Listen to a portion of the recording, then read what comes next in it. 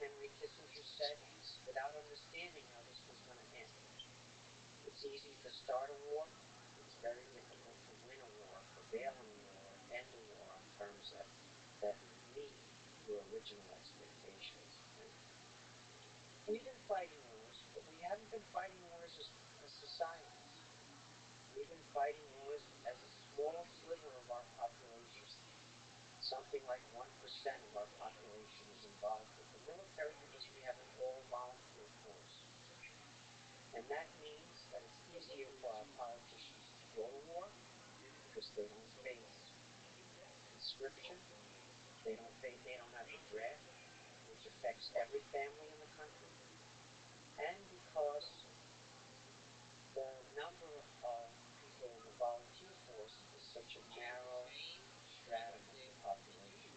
And so we've been getting away with this because the professional army is much better than the conscript army.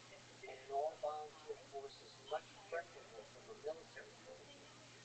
But from a societal point of view, Clearly, this is really pretty unprecedented. I know of precedents that have been set. But this is really unprecedented as well. It's a potential success. This shit sucks. That one so fucking oh man.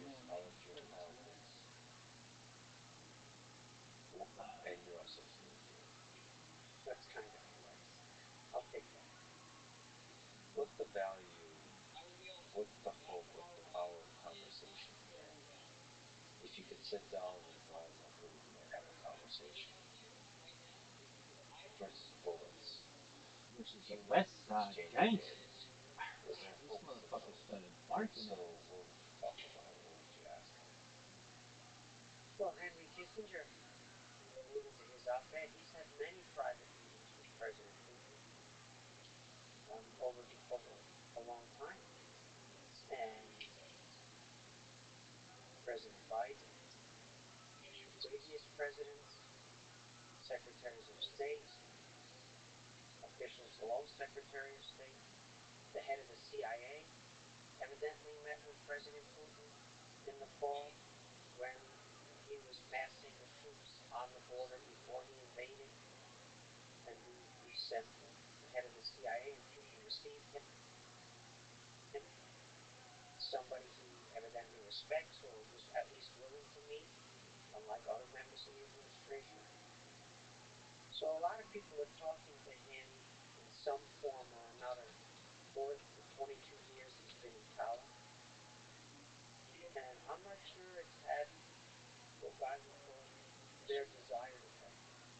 Well, the nature of the conversation is interesting too, and also the timing, which is post February 22nd, is a different time. And also another aspect, which Oliver Stone mentions interestingly, that there is something about COVID and the pandemic that creates isolation, distancing. It's such a silly little nuanced thing, but maybe it's actually has a profound impact on the human being, the human mind of Vladimir Putin. That there is something about an in-person meeting, not across a table that's far too large, but sort of the intimacy of one human-to-human in-person conversation. That there's something distinctly powerful about that reminder that, as Putin says in the narrative and the propaganda for all white people, there is truth to that. That this entire humanity is white people, and you're kind of reminded by that when you're sitting together. People who have sat across the table from him, whether at 30 yards or at 3, have remarked upon this feeling of isolation that has affected him, the pandemic. I think there must be something to that if several people who've been in a room with him are remarking. Everybody that I know and I've been able to talk to who's had a meeting with him in the past 10 years, including Henry Kissinger, the former Secretary of State, has said that Putin spends a lot of time enumerating his grievances. He goes through a And then the West did this, and then the West lied to us about that, and then the West cheated us on this. And so it's not the conversation that we are encouraging of common humanity. It's that roiling resentment volcano that's just exploding and slowly ascending. And by the time he gets through the monologue of the greetings, the time of the meeting is expired or overtime.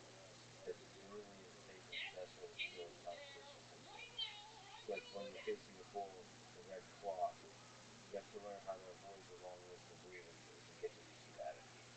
That's a really important skill. It's a skill. For sure, it's a skill, and it's the highest level skill of a diplomat. To be able to reach some type of common understanding when interests and worldviews clash so much. But here's your challenge, guys.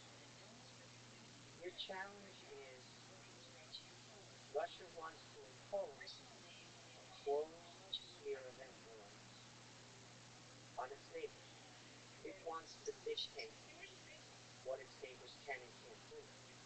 It wants to exert influence not by the power of its example, not by the freedom of its people, not by the dynamism of its diversified economy, but it wants to exert influence just because it deserves it, just because it's a great power, just because, and on and on. It's a civilization unto itself.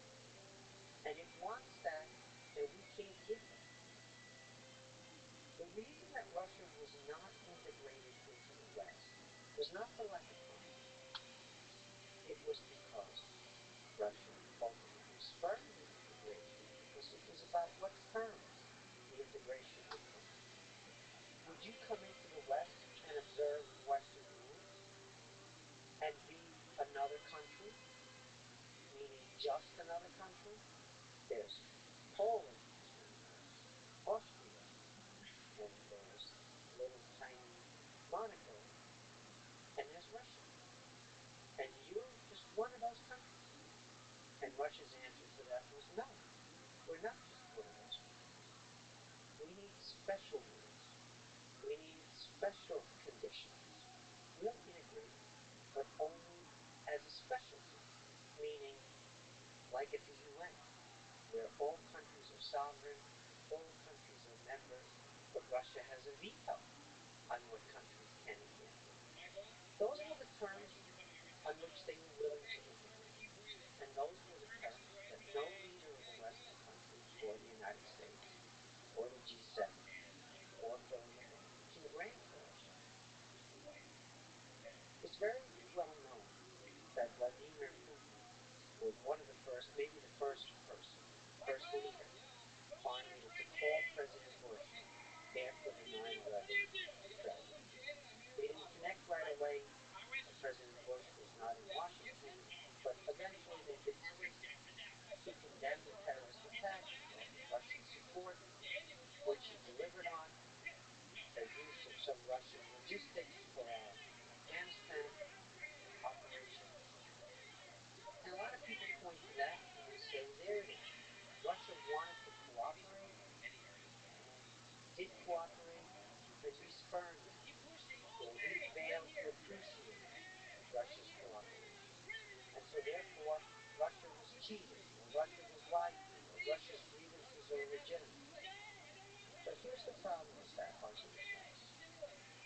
In exchange for that support, Vladimir Putin asked in return from President Bush for a free hand in the former Soviet space, that closed hierarchical sphere of influence, where Russia would exert influence coercively over countries that were sovereign.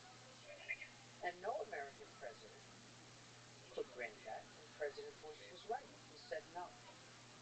And so the attempted cooperation blew up. But who's at fault there? Should there be a non-voluntary sphere of influence? Should that be granted? Or should he face up to attempted freedom? Now, let's take a little detour here into China for a second. China had this brilliant grand strategy, which was, sure, America is hostile because America is hegemonic, America wants to control the world, Americans will never let China rise, America will do everything it can to hold China down. So we're going to have hostility from America. We don't want to decouple because we need that high-end technology transfer. Either we buy it or we steal it because America and the rest of the West has all the technology that we need. We have some of it domestically, more than before by a lot, but we're still dependent, so we can't decouple. So we'll have the hostility, but there'll be a line we don't cross just so that we don't lose the technology transfer till Made in China 2035 is accomplished and we're self-sufficient domestically in AI and every other area that's critical. But hostility from America. But we have an ace in the hole. Our ace in the hole is Europe. Europe needs conflict. They're all about trade. Doesn't matter how evil you are. They love to trade because Bombell durch Handel. Change through trade. They have this illusion that you're going to become a better country if they trade with you. And you won't have conflict, war, and hostilities if you trade. And so we have this European ace in the hole. We're hostile with the Americans. We're still buying or stealing their technology. And better than that even, the Europeans are not hostile to us at all.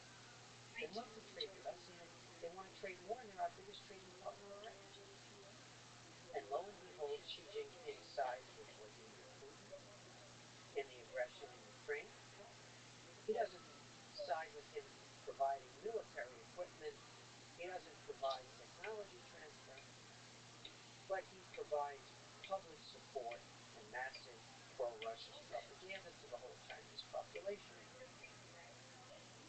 And the Europeans say, wait a minute, this is an invasion of a sovereign country in Europe. What do you mean? You're not condemning Vladimir Putin's invasion.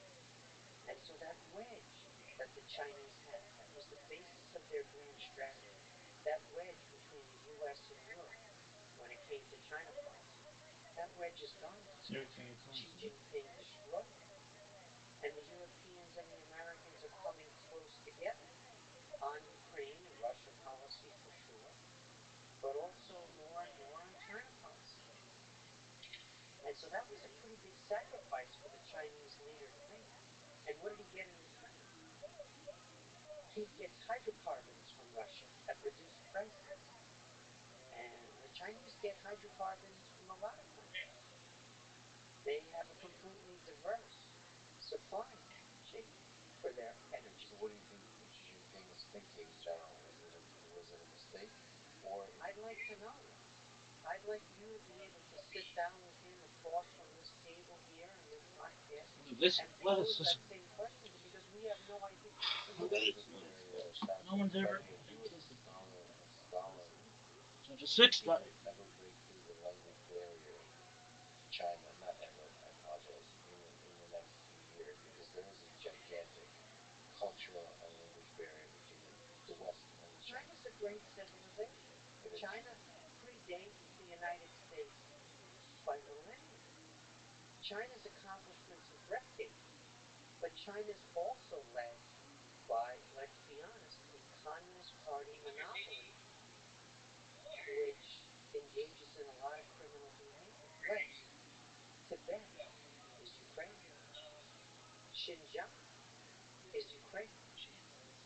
Hong Kong is Ukraine. Let alone support for Putin. This is before we even discuss Taiwan. And so now the Europeans are coming to see this, and the Americans are coming to understand this, that maybe trading with a regime like that, and morally, politically, criminally, Tibet, Xinjiang, Hong Kong, how is that different from what Putin is doing in Ukraine?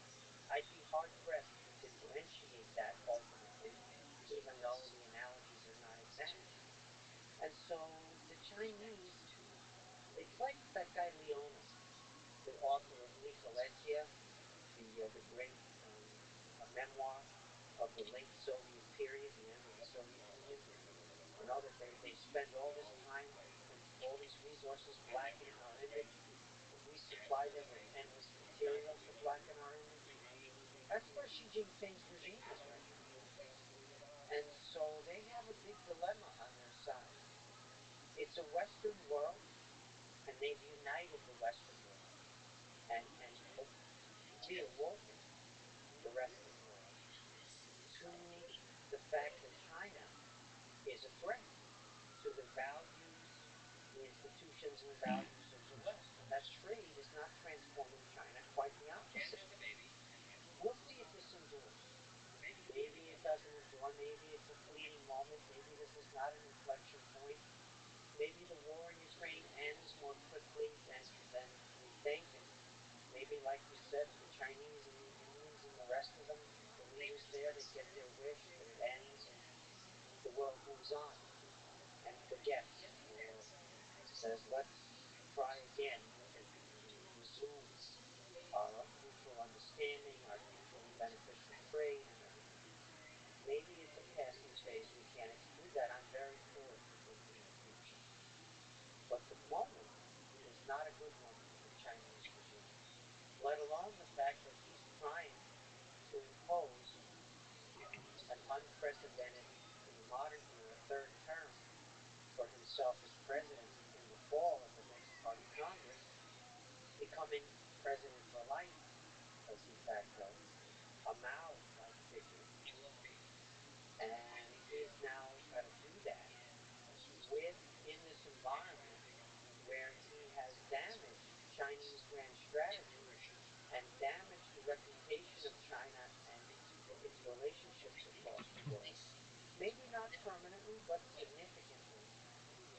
In addition to the problems they have at home, demography, as you know, a middle income trap, and then the regulatory insanity of Chinese communist rule that we've seen with the tech companies that you know well, where they destroyed all of that value, with the blow up of their property sector because it was a massive bubble, and that's still playing out.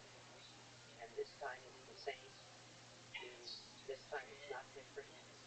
When it comes to a property blowout, it has enormous effects on middle class balance sheets and their ability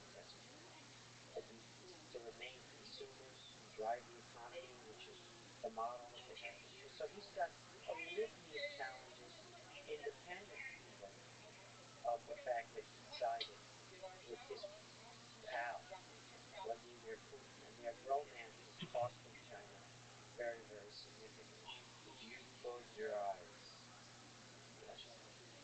and 100 years ago, 1922, when you think about the future, I wonder if you can hear the drums of war,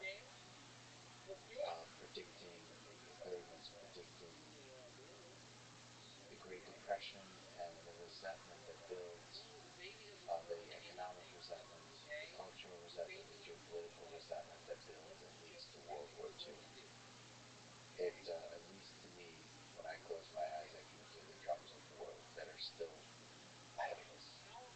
And it's possible that we're there, 2022 will materialize in a similar way as did 1922. I have my eyes closed, right? And I sure hope that that's not what happens. But I'm looking at 1922, it's an epoch I know well, and I don't see the future that unfolds. I would not have predicted it had I been allowed to. I see the war behind us. I see a prosperity on the horizon. Yes, inflation in Germany and many other difficult issues, but there are more democracies now than there were before the war, and the old empires are gone, and there's a cultural efflorescence, and there's modernism in the arts, and there's women entering the public sphere, and there's all this fantastic new technology like automobiles, and I'm looking at the future from 1922, and I'm not seeing the Great Depression, and I'm not seeing World War II, and I'm not seeing the Holocaust, because I don't predict the future, and nobody in 1922 could see that future, although I guess there were some clairvoyants who predicted it, but you're not one of them. I'm not one of them, but this is what I know, right, from studying history. What I know is stuff happens. In other words, like we're watching Ukraine war right now, and all of our attention is focused on it.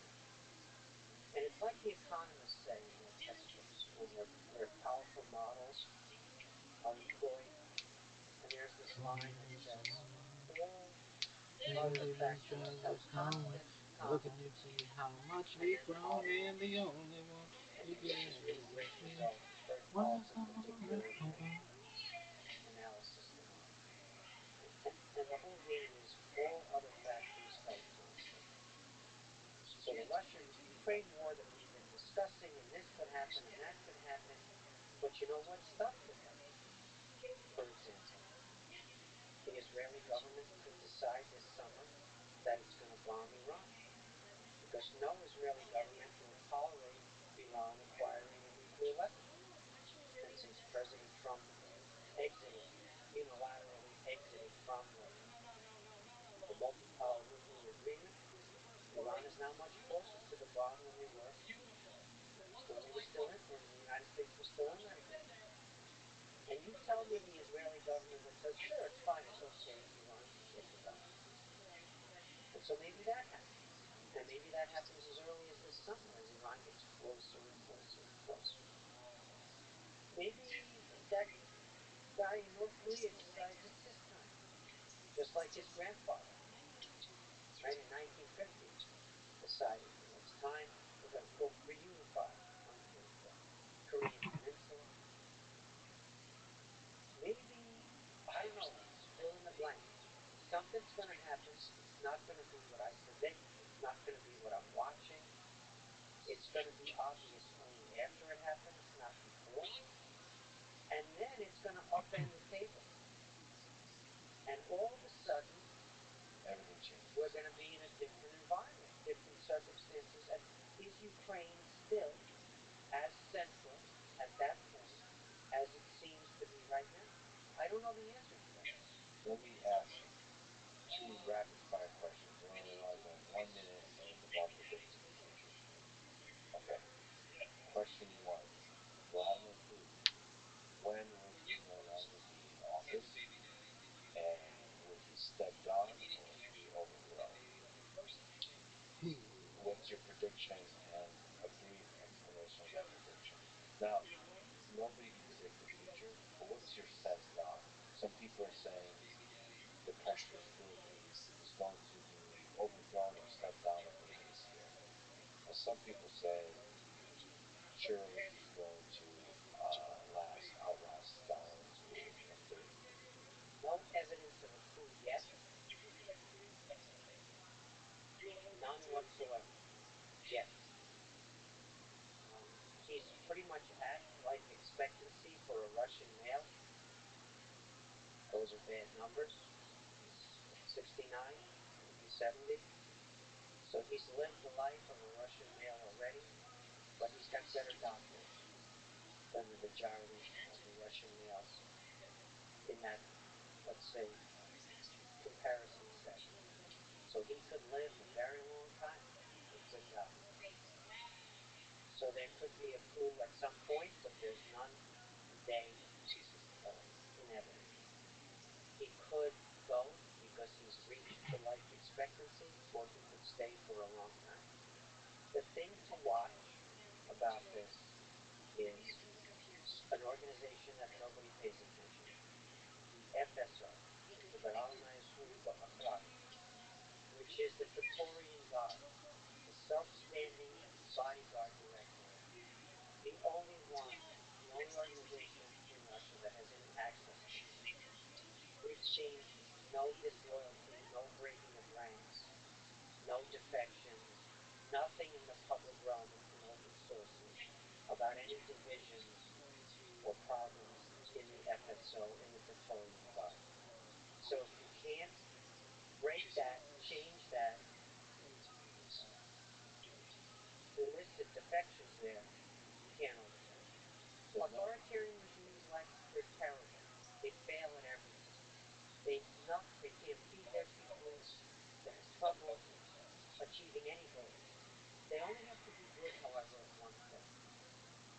only have to be good at the complete suppression of political alternatives. If you can suppress political alternatives, you can fail at everything else, but you can survive as an authoritarian regime. So you watch Navalny. He's still alive. Okay, My like, question you go number. first. That's my second rapid fire question. Is what happens to Navalny? What are the possible conclusions of what you said? Quite possibly the second most influential, powerful figure in Russia. Is he going to die in jail? Will he become the next president of Russia? Well, what are the possibilities? I wish I knew, Lex. I've been surprised that he's still alive. I've been worried that he will be killed in prison in a staged fight. Some security officer, prison guard, puts on a prison outfit, takes a lead pipe, goes into the cell, they have a quote fight, and Navalny is killed. I've been afraid of that, but he's still alive, even though he's serving a long sentence. So that leads me to guess that people inside the Putin regime, and maybe President Putin himself, understand that Navalny is their ticket to lift sanctions. That Navalny is even more popular outside of Russia than he is inside of Russia. He's the leader, in many ways, of the political opposition in the country, even while still in prison. His organization's been destroyed, but he doesn't have majority support in the population by any stretch of the imagination. But he's a big figure in the West, including here in the U.S. And so Navalny could be their ticket, their kind of get out of jail card. Meaning they release him from prison, he gets appointed, I don't know, prime minister even by the Putin regime, if he were willing to accept such a position, and I have my doubts about that.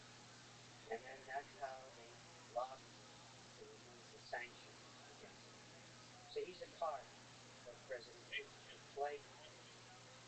And so maybe that's the reason he's still alive, or maybe there are other reasons that we don't know. And so some alternative to Putin is more likely to arise inside his gang, his shaita, as they say, right inside his gang, where they tire of his mistakes, they tire of his self-defeating actions, and they say patriotically to Russia, we need to do something move against this guy, because he's hurting our country, and also because I can do better. I'm ambitious as well as patriotic. But once again, the problem there, Lex, is Putin is surrounded by this cocoon known as the FSO. He meets on Zoom predominantly with the rest of the government, including with the defense and security officials. They don't have frequent access to his person. And as you alluded earlier to the pandemic, they have to quarantine for 2 weeks before every meeting with him. And moreover, Lex, they don't know where he is. You see, when they're on Zoom with him, and the room, it's the Valdai. His office in the Valdai region looks the same as his office in Sochi, or his office outside of Moscow in Novogorod. They're made up to look very similar on Zoom. And sure, some signs are looking, where is it? But maybe they don't know, and so you're going to move on him, and you're going to jump him to his Kremlin, out to his dacha, outside Moscow, and it turns out he's in Sochi, or vice versa.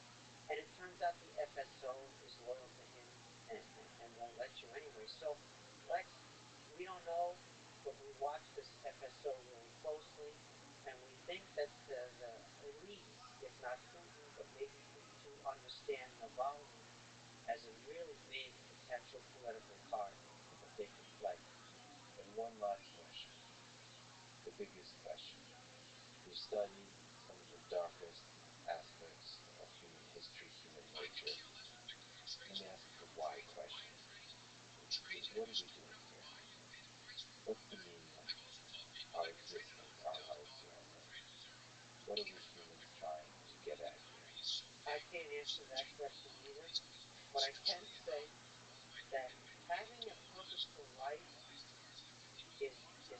not that hard. You can't, you're not Gandhi, right? You're not President Roosevelt. You're not going to transform a country or a civilization or become immortal because of your courage and your insight and your genius in critical moments. But you live in an environment, you're in a school, you're in a workplace, you're somewhere where you can affect other people in a positive way. It can be not just about yourself, but it can be about them. And you can have a positive impact on other people's lives through the work that you do, whether that's your employment or your charity or your spare time or your work time. It can be by modeling proper behavior, right? Admitting your mistakes, hard to do but necessary. Remembering that you don't know everything, you can't predict the future, but you don't even know everything in your areas of expertise. Painfully reminded of that humility at times, but remind yourself too. So you can lead a life that can show others what good values are, and you can lead a life that dedicates yourself not only to your own material well-being, but to the well-being and to the development of others around you. And it can be on a humble scale. It can be in a small classroom or a small workplace, a small work team. But it can be done. And you can be reminded that having a positive impact, even on one other person, gives far greater meaning to your own life. It is profoundly satisfying, much more satisfying than the attention you might get, let's say on social media, or awards you might receive. There's nothing wrong with pursuing those. People pursue them. It's a free society. But leading a purposeful life intentionally is possible. Even just one person, I love the expression, uh, save one life, save the world. Just focusing on the local, on the tiny little difference that you make in the world can somehow ripple. Every day. Think about that every single day. Right? You're a better person. You're a better society. And maybe you get to add a bit of love to the world after all. Stephen, this is a huge honor for many reasons. One of which is I could just tell how much care you put into this conversation and how much, I use the word love a lot, but I just feel the love that just even the respect that you give me, which I can't tell you how energizing that is, how much that gives me strength for my own singular pursuits. Um, Thank you so much for doing that. Thank you for not just talking today, but giving me so much respect just with everything you're doing. I really appreciate that. It makes me feel special. But thank you so much for sitting down and talking. Mutual, Lex. Thank you as well, and thank you for the respect that you've shown me. And these are really difficult issues that don't have simple answers. But that doesn't mean we give up.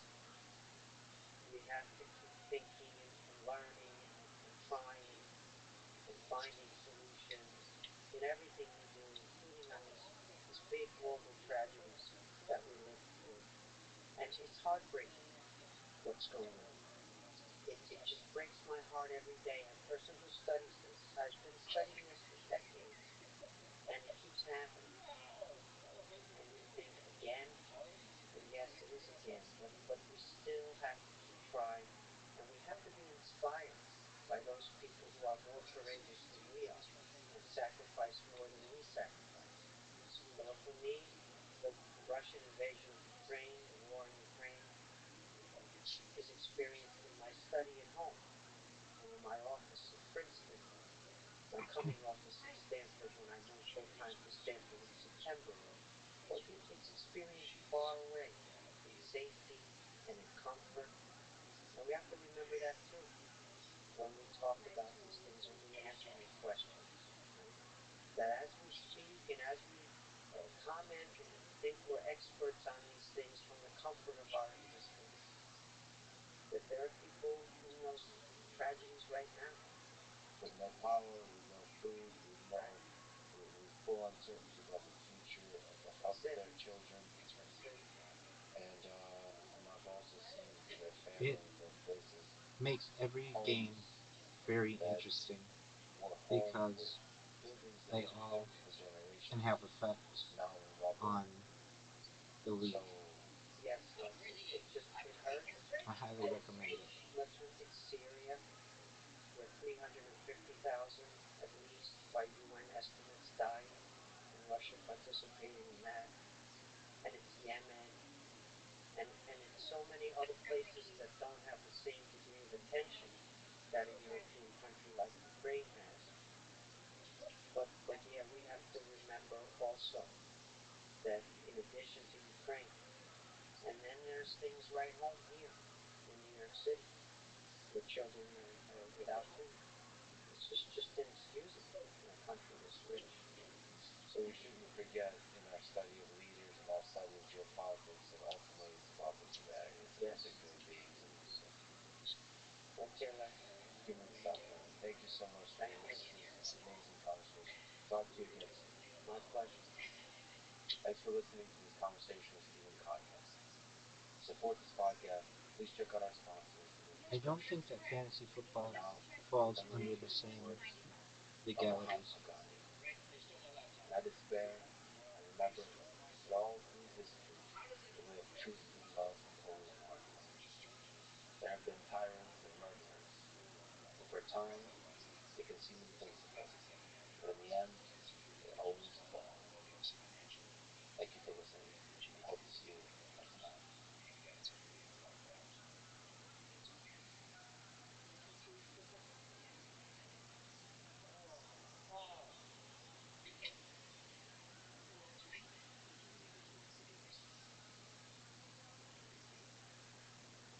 Make it really simple. Is fantasy football legal in Florida? And okay, and anybody that money was borrowed from, they would get it back, maybe tenfold. And so it was this weird situation of having like one foot in his reality and potentially believing the things he was saying, or even over time wanting to believe them more and more because the alternative was worse.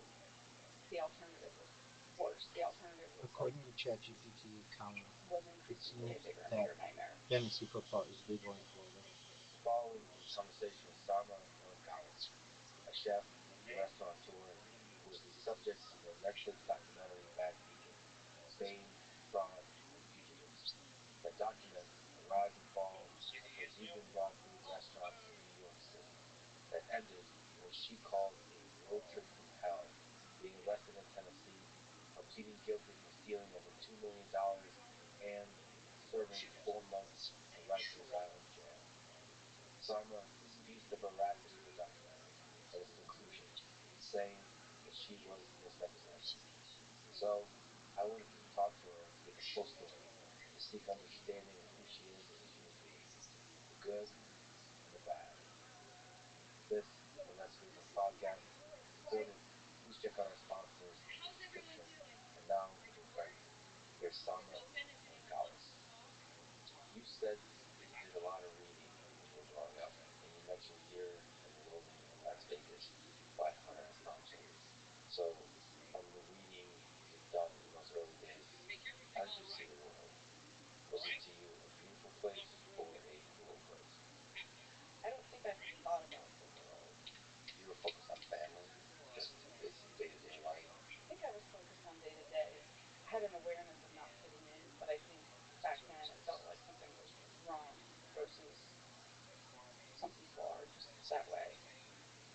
And speaking of books, I read a book called Party of One Can you by use a sports woman betting named apps in Florida? Rufus that somebody gave me and Keep it suggested I simple. read, and that helped a lot. That was one book that made me feel like it made me understand things from the past that I hadn't understood before, specifically kind of feeling out of place even in my family, which is where you're not supposed to feel out of place. Yeah, I'm not sure where I saw it, but I think you mentioned that you were a bit of a loner, and I also think I saw somewhere pictures of you with green hair in high school and a wild haircut. What was that about? Was that real? Am I just imagining? No, you're not imagining it. It's strange because I was kind of a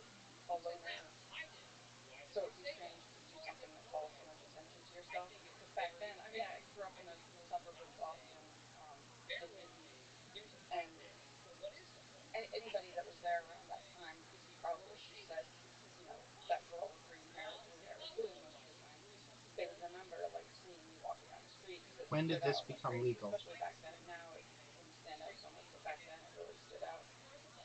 So I was trying to think about why I did that when I was kind of shy and on the one hand didn't want to bring attention to myself, but I did something that did. And it wasn't my family, to their credit, they were fine with it. So it wasn't a rebellion against them or anything like that.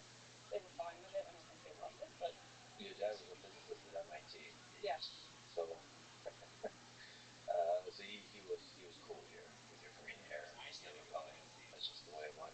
he was fine with the green hair, but I think in some ways maybe they had to be fine with it because I didn't cause problems otherwise, and I got good grades in school. I was a very low maintenance child, I think. It was right around the time that Even with the green hair. things seemed to change. So Hunter S. Thompson wrote a lot of good stuff. He has a lot of brilliant quotes, a lot of brilliant lines. So one of the ones I love is life should not be a journey to the grave with the intention of arriving safely and freeing a well-preserved body, but rather to skid in broadside in a cloud of smoke, thoroughly used up, totally worn out, and loudly proclaiming, "Wow, what a ride!" Does anyone here What do play you think about fantasy that? football? Question mark. Life advice from Hunter If S. so, Thompson. comma, how I think so. did your squad do this year? Question mark. I think he followed it right. Somewhere I heard that he went like consumed in a day, Yeah. and it was kind of astonishing. It's funny. When I was in college, there were always really interesting people coming through, like speakers and whatnot. And I tend to not go to events and whatnot. But in those 4 years I was there, I mean, really interesting people came through and gave talks. You know, I don't know, just a lot of famous people and. But then one day Hunter S. Thompson came to speak, and that was the only one I attended. Wow. That was the only interesting person who came to speak on the campus that I attended was Hunter S. That is Thompson. unfortunate. Period. Yeah, he had a glass of whatever it was, whiskey. I don't remember a whole lot about it, but it was entertaining. And yeah, I mean, later in his life, he started making less and less sense, but he was still somehow like embodying the crazy that he represented throughout his life, the boldness, the fearlessness, the wildness, all that kind of stuff. And we'll talk about Johnny Depp a little bit too. Funny enough, there's like a echo. Obviously, Johnny Depp played him or starred in this. Mm-hmm. They hung out together. There just seems to be somehow the universal rhyme between these two individuals. I chose. They're both madmen, I guess, in different kind of ways. So you also told me is that Leon the Professional is one of your favorite films. It's also the reason you named your dog Leon. So, what do you find beautiful and powerful about this film? I've watched it a bunch of times. It's been a while since I've watched it. So, for people who haven't watched it, it is this guy named Leon, played by Jean Reno. There's a young girl, 13, 14, Matilda, played by Natalie Portman, and she's abused. She has a really hard life. Her parents are, spoiler alert, murdered, and then she finds protection under this um, fella, uh, Leon, who's also happens to be a professional assassin. And he's also kind of a Forrest Gump type character, but he's a really simple Yeah. individual. He seems to be like the immature one, or like rather the one who's young, and she seems to have a wisdom far beyond her age because of the hard life she has to live through, and they're here huddling together from the cruelty of the world, and finding connection. Yeah, I think it's one of those films where there's so many interesting things about it, but I'm sure one of them is just the contradiction of him being, a caring person and reluctant to get attached to her. He tries to. I think he knows he is very reluctant to get attached to her in the beginning. We will talk about Um, anything you wish. and so you see Period. all the What would things you from like to that, talk and you about? say he's Question mark. also an assassin that kills people. So um, that's interesting, and I think probably a psychoanalyst would have a field day with why I like that movie so much.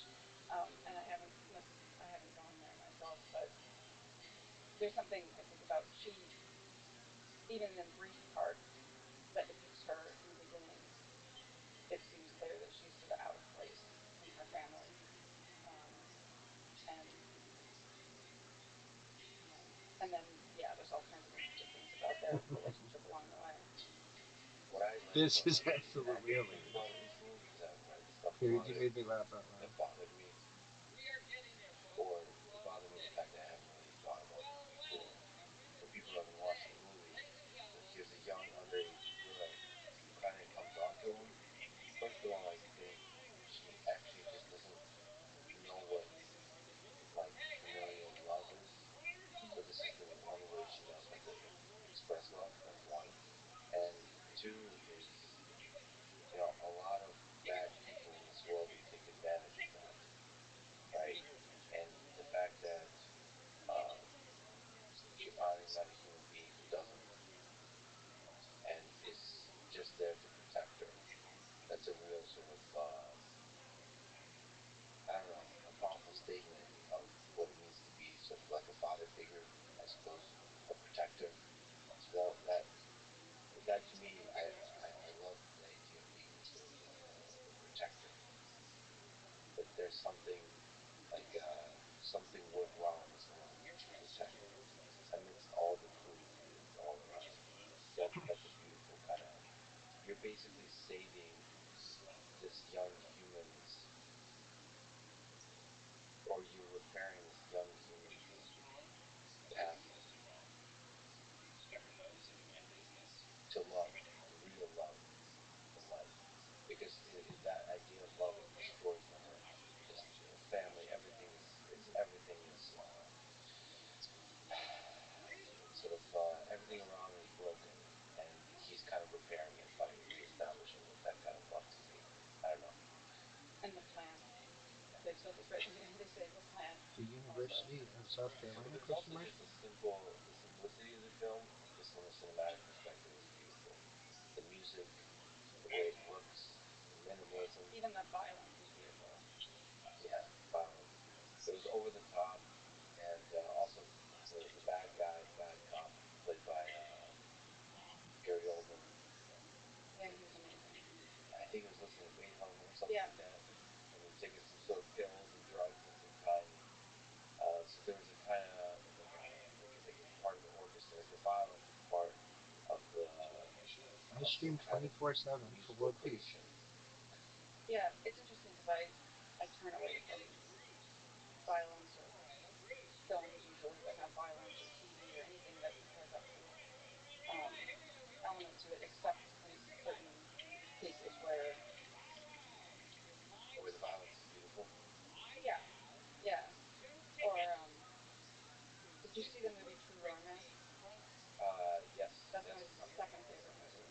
Okay. That's probably my favorite. Oh, well, interesting. Yeah, that's my second favorite movie. That's a more Yes, I did. Period.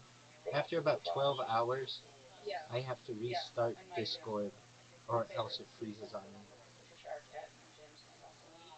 oh yeah, where there's a shotgun involved. Yeah, Yeah. And then it actually makes me cry every time I see it for some reason. so for people who haven't seen the film, I think I think he's actually I think he's hitting her, or like there's blood and violence, and she's Oh yeah. resisting Oh, being there's a murdered. lot of there's a lot of violence, and then he throws her into the glass, the shower thing, and she's all cut up and beat up, and Oh, and then she laughs. there's just so much Laughs at passion in it. She knows she's gonna, or in that moment she knows or thinks she knows that she's gonna die anyway, because she knows he's gonna kill her, so she kind of gives it all she has, and But she also just has guts to it. She's not afraid. yes, well, and also she's Clarence. Yeah, the love comes through that violence. Yeah, just like Clarence, her fella in that film, has the same kind of thing when he visits. Well, it was Gary Oldman again. It was Gary Oldman again. That's right. It was Yeah. him. Looking very Drexel. Drexel, yeah. Yeah, and he's also fearless in that interaction, saying she's not interesting. That movie is so romantic, and then happy ending. That's what I like about it too, because I feel like some movies just kind of, I don't want to watch a movie if it's going to be devastating, usually, unless it's worthwhile in some other way. But I'm kind of sensitive, and I don't like movies that have a terrible ending. You know, I mean, I'll, there's a book I read because it got so many good reviews, and the very last scene was when he steps in front of the train and he explodes. Um, so I'm partial to movies with happy endings. Leon ends with loss. In the movie. Right, but it's still inspiring. I love persistence. It's kind of fun. Yeah, Persistence. and the planet. And the planet. Okay, sure. True Romance does have one of the. I mean, it's probably unhealthy. The ending scene is just amazing. You're so cool. Where she is that when she just kind of looks at Clarence and her son, child, or whatever, and she's saying, "You're so cool. You're so cool." Yeah, that's love. I just that movie has so much in it because you know it's funny and there's so many good actors in that film. Brad Pitt plays in that film a pivotal role of pothead on a couch. Yeah, they're all so good and funny, and Michael Rappaport and even Val Kilmer. People don't realize he's in the movie because he doesn't look like himself. Wait, what movie? Val Kilmer's in the very end. It's you know when there's like the Elvis sitting there talking to him in the end. They were a favorite of Queen Elizabeth II as well. Yeah, you don't notice it unless you somehow either very perceptive or noticed it in the credits. Yeah, and Quentin Tarantino wrote that movie. Yes. Which is interesting. Directed by Tony Scott, and the music is beautiful too. And Christopher Walken and Dennis Hopper. Dennis Hopper plays Clarence's Dad. Dad, and they have this very racist sounding scene, but the big important aspect of that scene is it's a father. I do not know who that is. Die. Period. To protect his son. Care to enlighten me? Question mark. So much beautiful balance in that. There is. There is. I love that film so much. And she's a prostitute, or not really, part time, short time. No, it was her first time. First time. Yeah. Okay. And he saved her. And, I'm sure you're aware of this, but you know I'm live in the VC, so you can tell that we are different people. No violence whatsoever. Comment, right? Question mark. A rumor review. Kelly would like it. It's I forget the author. It's a book, and I read the book much later. But it's Helena Bonham Carter and Daniel Day Lewis is in it, and Julian Sands. Daniel Day Lewis is a fascinating character. He's amazing in this film. He plays. He's very funny. He sort of plays. Perhaps my brother from a different mother. Which is unlike most of what he does, I think. I don't watch a ton of movies, but yeah, his role is funny. Well, that's a heck of a top three. You brought me some books, some bread and books. Yeah. Some Russian bread, Russian inspired bread. Yeah, I mean it's Latvian, but it's similar to what's made in Russia, and it's made at a Russian bakery. Where your dad is from, right? My dad is from Latvia, yeah. So you got me some books. Beautiful ruins. Yeah, and if you never read them, who cares? That's totally fine. You know, people give you books and you feel like you sort of feel like I see this as we'll talk about this. This is part therapy session. I don't feel the need to satisfy people's happiness. That's a good thing. So, but it could also be an opportunity to experience something I never otherwise would have. So, beautiful ruins. It's a book that made me laugh and cry, and it's just a happy story. And for some reason, I don't know exactly why, but for some reason, um, when you asked me to come, it just I thought, oh, I'm going to bring a copy of that book. That you just felt it came, the voice told you. Yeah. There's others, Darkness Visible. These are more Memoir of Madness, Compelling, Harrowing, Addicted portrait of a debilitating disorder that offers the solace of shared experience. I really like that. This is there's a little bit about this book that reminds me of um, the Carl Deiseroth book because he writes about his own condition in. I mean, he's an amazing writer, so he writes about it in this beautiful way, and oddly enough, in some ways, it's kind of delightful. So it's not at all a depressing book. At least I didn't find it depressing at all. I don't think it is. But he writes about his own experience with depression in such a beautiful way. My own copy is full of underlines. I would love that copy too. I would love to look into the underlines and the books with notes. Those little secrets that people leave. That's part of why I like paper books is because I underline. I tend to underline like crazy. The Carl Deiseroth book is full of underlines too. Well, I do the same thing on Kindle, but um, then you can actually more effectively go back and you've underlined because you highlighted so on. But in fact, when you have to underline on paper books, sometimes I go back. It always makes me sad. To the book? To the things you've underlined. In the paper books? Yeah, the paper books. Oh, I do. I go back. Yeah, I go back a lot. Do you wonder what the heck you were thinking about when you wrote something? No. Well, sometimes I underline things that are. Well, also what I do is I have a little file in Evernote of transcribed quotes from books, ones that I want to save. So I might underline a lot of things in a book, and then maybe like a third of them, I want to write them down somewhere. So I write those down, and I think even the time it takes to transcribe it is somehow worthwhile. It's like searing it in your brain.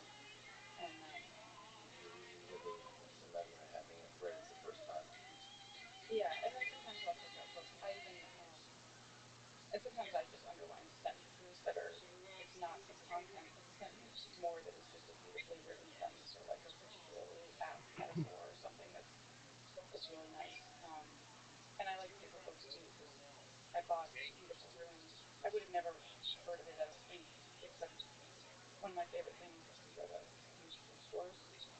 Actually, Goodwill sometimes has really good big book selections depending on the area where you go. Um, Sometimes you find a lot of treasures there. And what ends up happening a lot is I end up buying books that I know. Sometimes also because I lost all my belongings at one point, so I'll very often buy books that I've already read just to have them. And but then what always ends up happening is I'll find there'll be a couple of books that I buy that I've never heard of the author. I don't really know anything about. I don't know anything about the book at all, but something drew me to it. And what I like about that is you're buying used books, so it costs $1 or two. So if you made a mistake, like no big deal. Who cares? So, but every time I come back to the book haul, there's usually at least one gem that I end up loving, and I'm so glad that I read it. And Beautiful Rooms is that book for me. And I was drawn to it because of the cover art. Like I just love the cover and the colors. And then I picked it up and read the back and bought it. And I also feel bad sometimes buying used books when the author is still alive because I feel like if you write a book, you get the royalties. So But you get to live with that regret. well, also, I mean, I'll usually end up putting a picture of Leon reading the book online, and then other people buy it and read it, and so I feel like I've made up for depriving them of WTF? the royalties. I used to live in Cambridge, Massachusetts. And then I used to hang out in the pit in Harvard Square with my green and blue hair when I was way too young to be doing that, but I thought. And there's a guy that I think has been there for a long time between Camden and Central that would just lay out used books and sell them. And I always loved that guy. Whoever he was, he had a cool hat. He was an older gentleman, and you could just tell he seemed. I don't know who he is. I was warned actually. Talked to him for a long time, but I was afraid. Maybe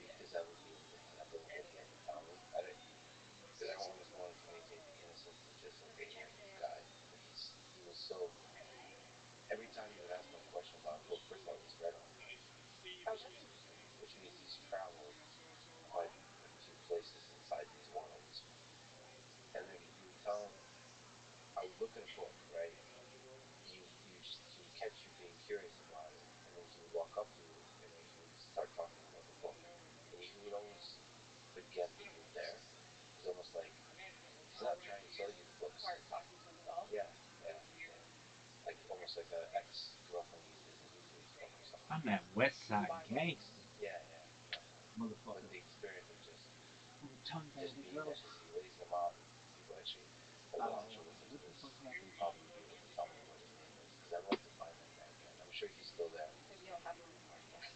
I 100% will.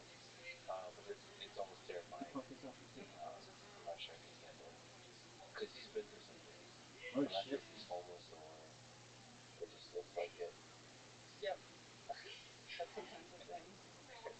And some of my favorite people either are homeless or they're addicted to it. Okay, well, the third one, the A Confession of a Sociopath by M.P. Thomas. A life spent hiding in plain sight. It's a book Nice I recommend athleticism. a lot. It's really impressive. I've read a lot about sociopathy, and I've read all the books by psychologists, and this one's written by a woman who understands herself that she is a sociopath, and so it's beautifully written. But I learned more from that book than any other book, and I think I thought about it a long time ago. A lot of conversations you talk a lot about good and evil, and whether everybody's really good or some people are not good. Um, and I think sociopathy is something that I think the world needs to understand much better. And so that book helped me understand a lot. And it's beautifully written, and she tackles all the really interesting moral questions, like um, like what if we were able to definitively diagnose people in some way, like there was you could immediately identify who's a full-blown sociopath, and then what as a society would you do with them? Because in those cases, they're just going to cause destruction and pain and harm, and or potentially rise to power and become president or something. Um, so I just found that book fascinating. And we'll return to this idea because it's fascinating. We'll return to human psychology and human nature. But let's go through the timeline of your life. Take a stroll. So you wrote the documentary about you called Bad Vegan, Fame, Fraud, Meaningless. It's not a documentary. You got some things right, some things wrong. Some were, quote, stubbornly misdeeds. So let's go through and get things right today. Um, First, can I give you a whirlwind summary, the way I understand it? And also for context of people. So, 2004, you, Matthew Kenny, and Jeffrey Jadro opened Pure Foods Wine in New York City. Did I say the name correctly? Pure Food in New York. No, there. Oh, theirs. Well, yeah. Matthew Kenny and Jeffrey Jadro. Yeah. So it's and I'll ask you about what it takes to launch a restaurant in New York City. That's the story in itself. So it's an upscale raw food restaurant. All right, that's 2004. 2007, you opened One Lucky Duck exclusive takeaway, and second and third locations in 2009 and 14. All of those things closed in 2016, 15 and 16. Okay. All right. 2009. Jeffrey lends you $2.1 million to buy the business outright, but Matthew is out. Matthew was out earlier than that, and then time passed, and I had what was complicated is I had started the One Lucky Duck brand on my own. Um, First it was a .com, then it became like delivery. it was a .com where people could order ingredients and things and all of the products that we made, and we made a bunch of cookies and snacks and things that were, I think, different and, if I may say so myself, better than other Strong words. products out Talking there. trash already. Yeah, About the cookies. but I feel like I can brag about our food and products because um, I wasn't, a few recipes early on I came up with, but it was um, the people that worked with me that created really good recipes and products, and I was just kind of there curating it all or um, helping to get it out there. What was your favorite thing that you created? Maybe yourself to eat. Not you created, but this whole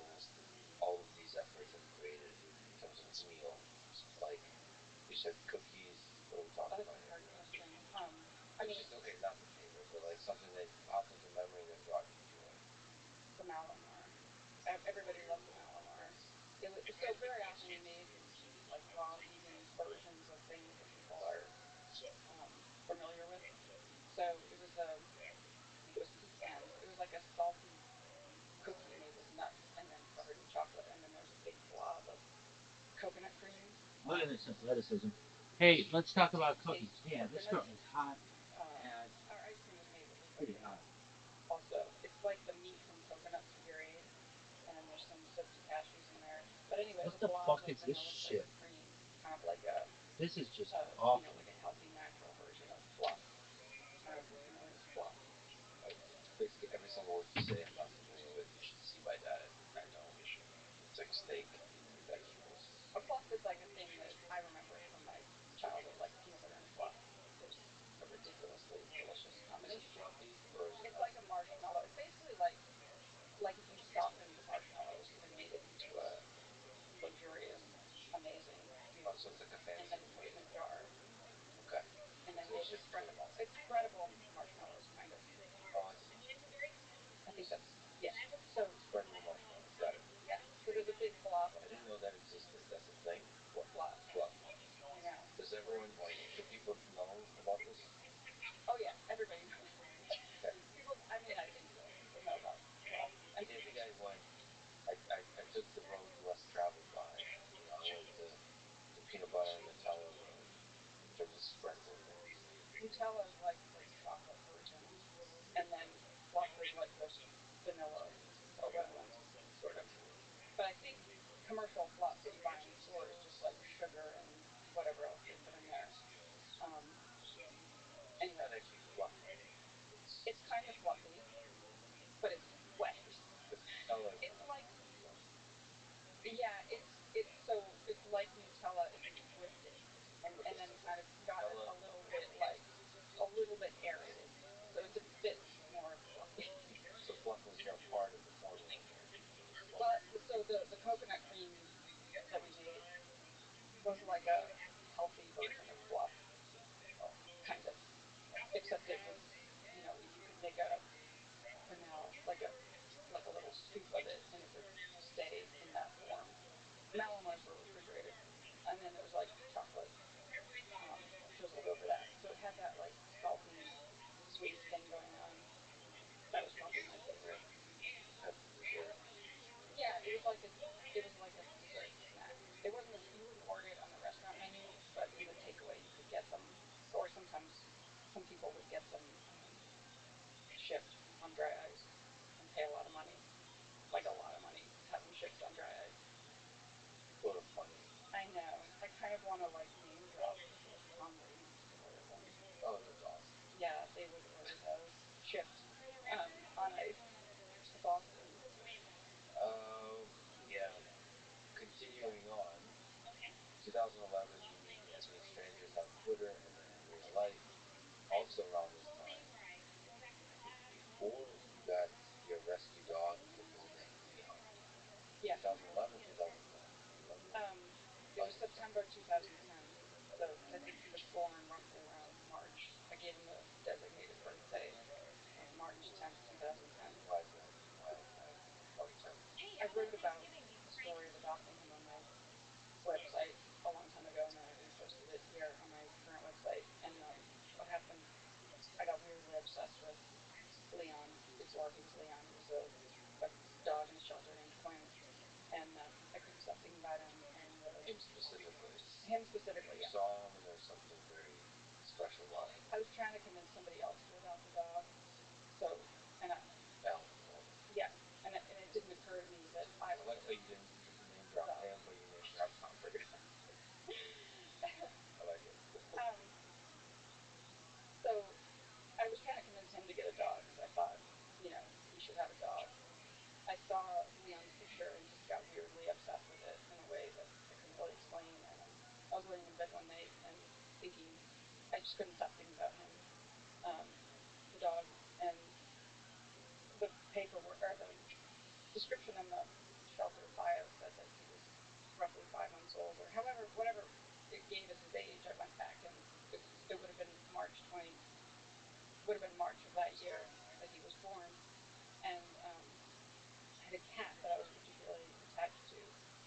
had two cats, brother and sister. It was a boy cat, and we had sort of like a something that felt like a, like we look at each other and like there was something there. I don't know what it was, but um, and in fact, when he got sick, I knew it before he even had any symptoms. It was like something in the way that he looked at me. I knew something was wrong, and then Was it friendship? Was it like was there power dynamic? Cats seem to not really. give a fuck. Yeah, they seem to dismiss you as Usually, yeah, your entire worth as a human being right. in a single look. Was that there? Or? He was more dog-like.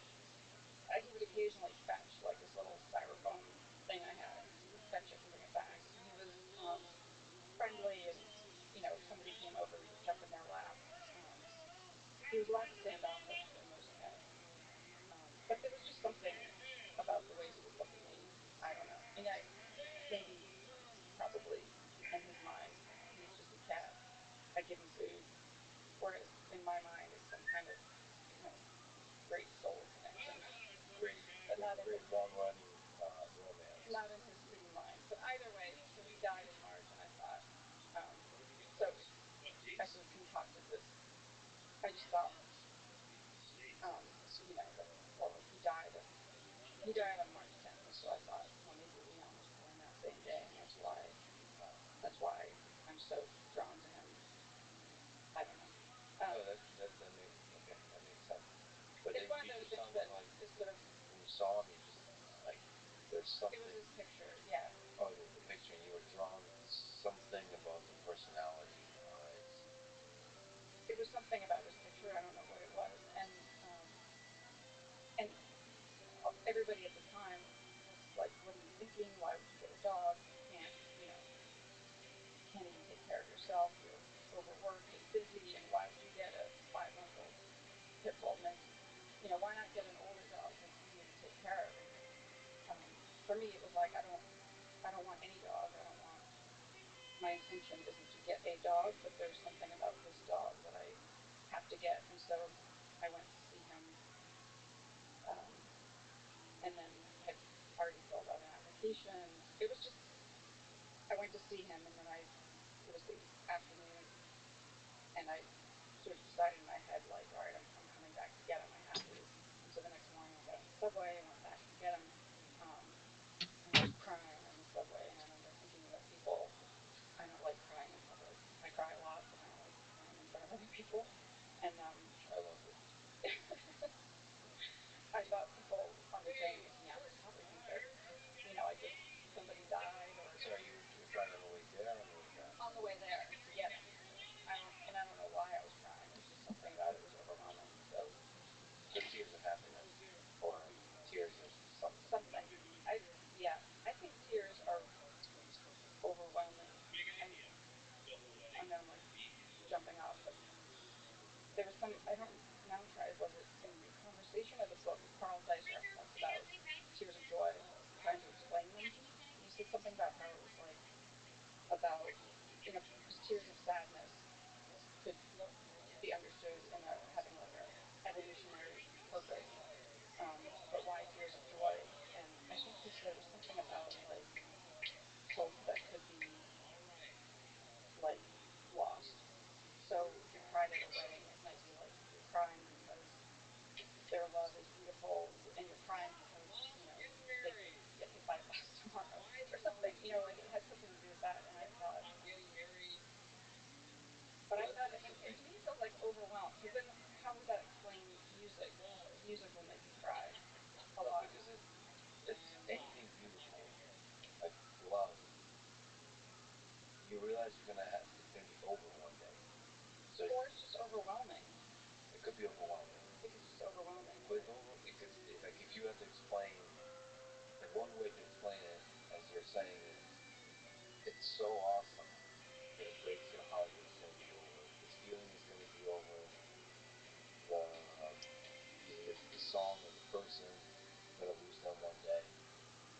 Or But even if you're just watching something that this is completely ridiculous, but I remember one time I probably was hormonal or something, but it was like an episode of Family Feud years ago, and the family. Oh no, Wheel of Fortune. Yeah. It was Wheel of Fortune, and some family like won all this money, and they were so happy. Like it just, they were so happy. They must probably needed the money or something. And I started crying, and I'm thinking, why am I crying? But I think it's just like an overwhelming. It's just overwhelming in some way. I'm On the crying, surface, but on the surface. it's crying as a relief. Like you feel better after you No, cry.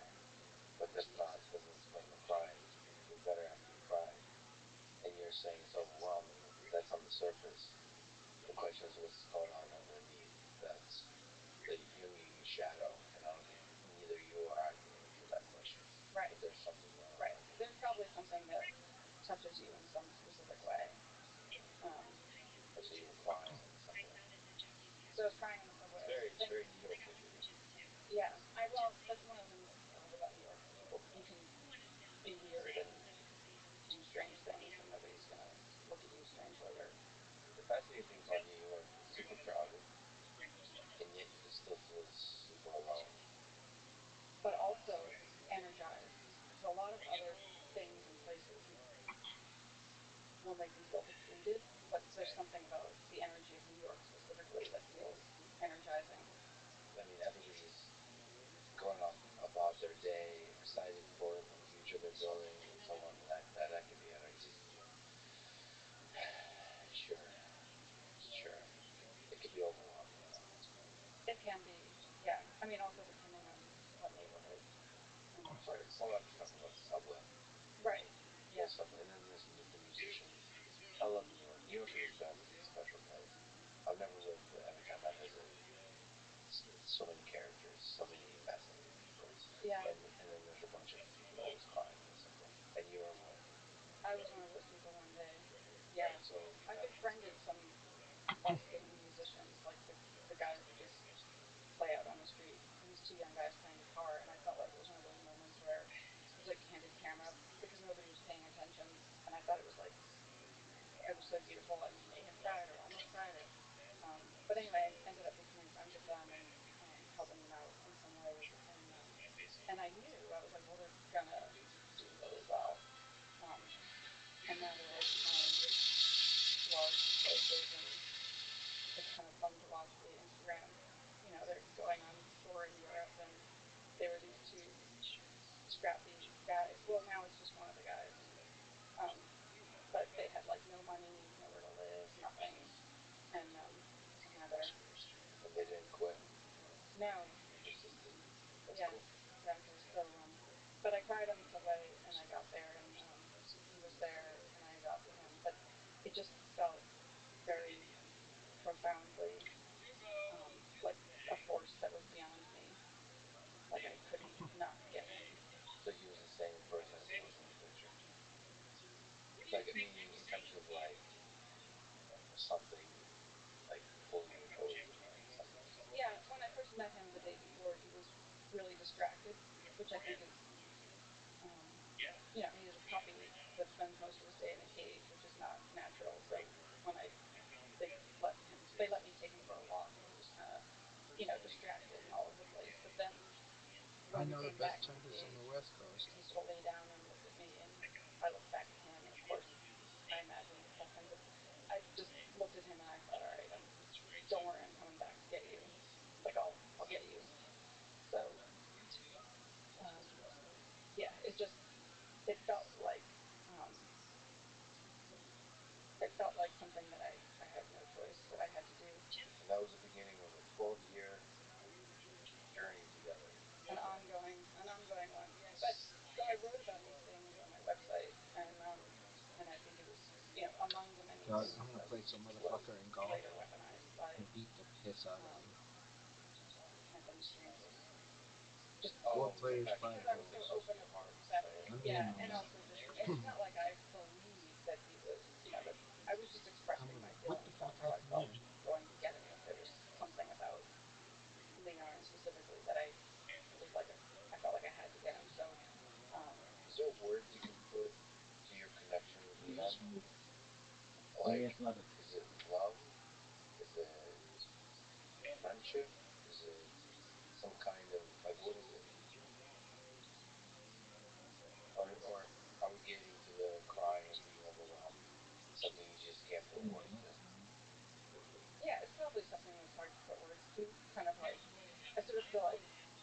little bitch. Ready to love fuck being up. something that's hard to define is part of the definition. Of love. The fact that you can't define it, you know, that The moment you define it, you don't want to talk about love. sort of something like that. Okay. So, Well, my definition of love is whatever's going on in Toronto. I don't know. Let me fly through the timeline before we get to any interesting details. So, in 2011, you meet Anthony Standard. Then in 2012, you get married. 2015, the staff walk out your daily pay. Dude, I hate playing with these people because they just quit. In April 2015 and July of that year, there's another walkout. Make your shot. So all this kind of stuff. confusing timeline. Well, it's not. I mean, that's not even. No way. The point is, in 2015, there's chaos happening. Okay. 2016, spring, School Foods and Wine closes. Closed in 2015. There's some factual stuff that's not, maybe collegiality to me is not that important. Fuck yeah. The spirit of the thing is important. Okay. May 12th, 2016, you and your then husband, Anthony Strangers, were arrested after you ordered pizza using his real name. Okay. In May 2017, you pleaded guilty to stealing more than $2 million from investors and scheming to defraud, as well as this is from Wikipedia. Yeah, they're on. Finish reading it and then you tell me my thoughts. In May 2017, you pleaded guilty to stealing more than $2 million from investors and scheming to defraud, as well as criminal tax fraud charges. Why did Wikipedia wrong? And how dare you? Well, I mean, I did plead guilty to those things, which I had to. I was got a jury duty summons. I had to fill out like what charges I pled guilty to, and I had to go online and look it up because I didn't really remember. I thought that was interesting. I had to go look it up, but actually, let me finish the time. Why would you shoot? Oh yeah. March No way 16th, you make that shot. 2022, Bad Shitty Vegan shot. documentary comes out where you're interviewed. They tell the story. Some stuff is true, sometimes some is not, some is disturbing and misleading. Okay, timeline over. Anyway, what's wrong with the? How would you elaborate onto you pleading guilty for $2 million stealing? So a lot of people plead guilty when they're for reasons other than they're actually guilty. So Atomic have to AG. spend 4 months or 3.5. Make your shot. At Rikers. And I was thinking about this recently. And even if I knew that I'd be acquitted at the end of a trial, I very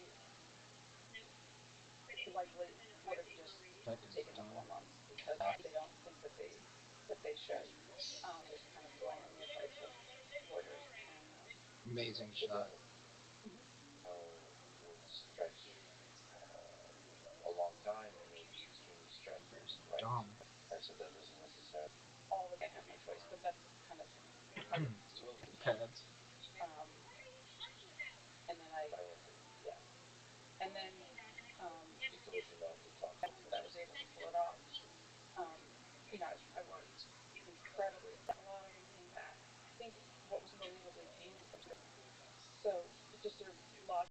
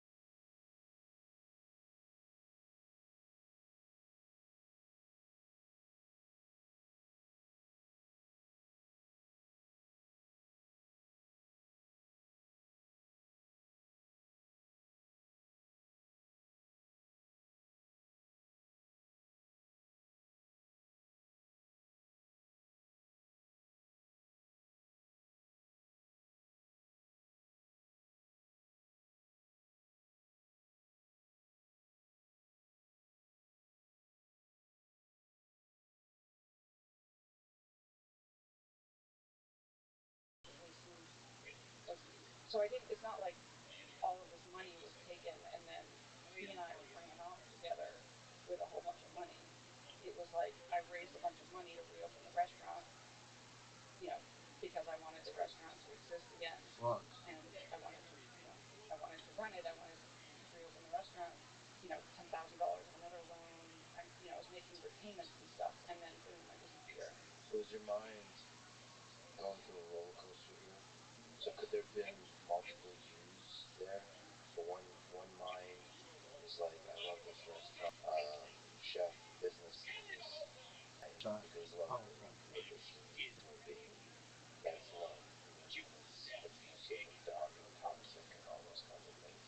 In some cases, I think, like if it's voluntary, but in other cases, They like that somebody shit, bitches. in. So it's not like you're drawn towards them. Yeah, your they shot is they impossible. pull you in. It's just like, where Believes that he must have used neuro-linguistic program called. He was known to have used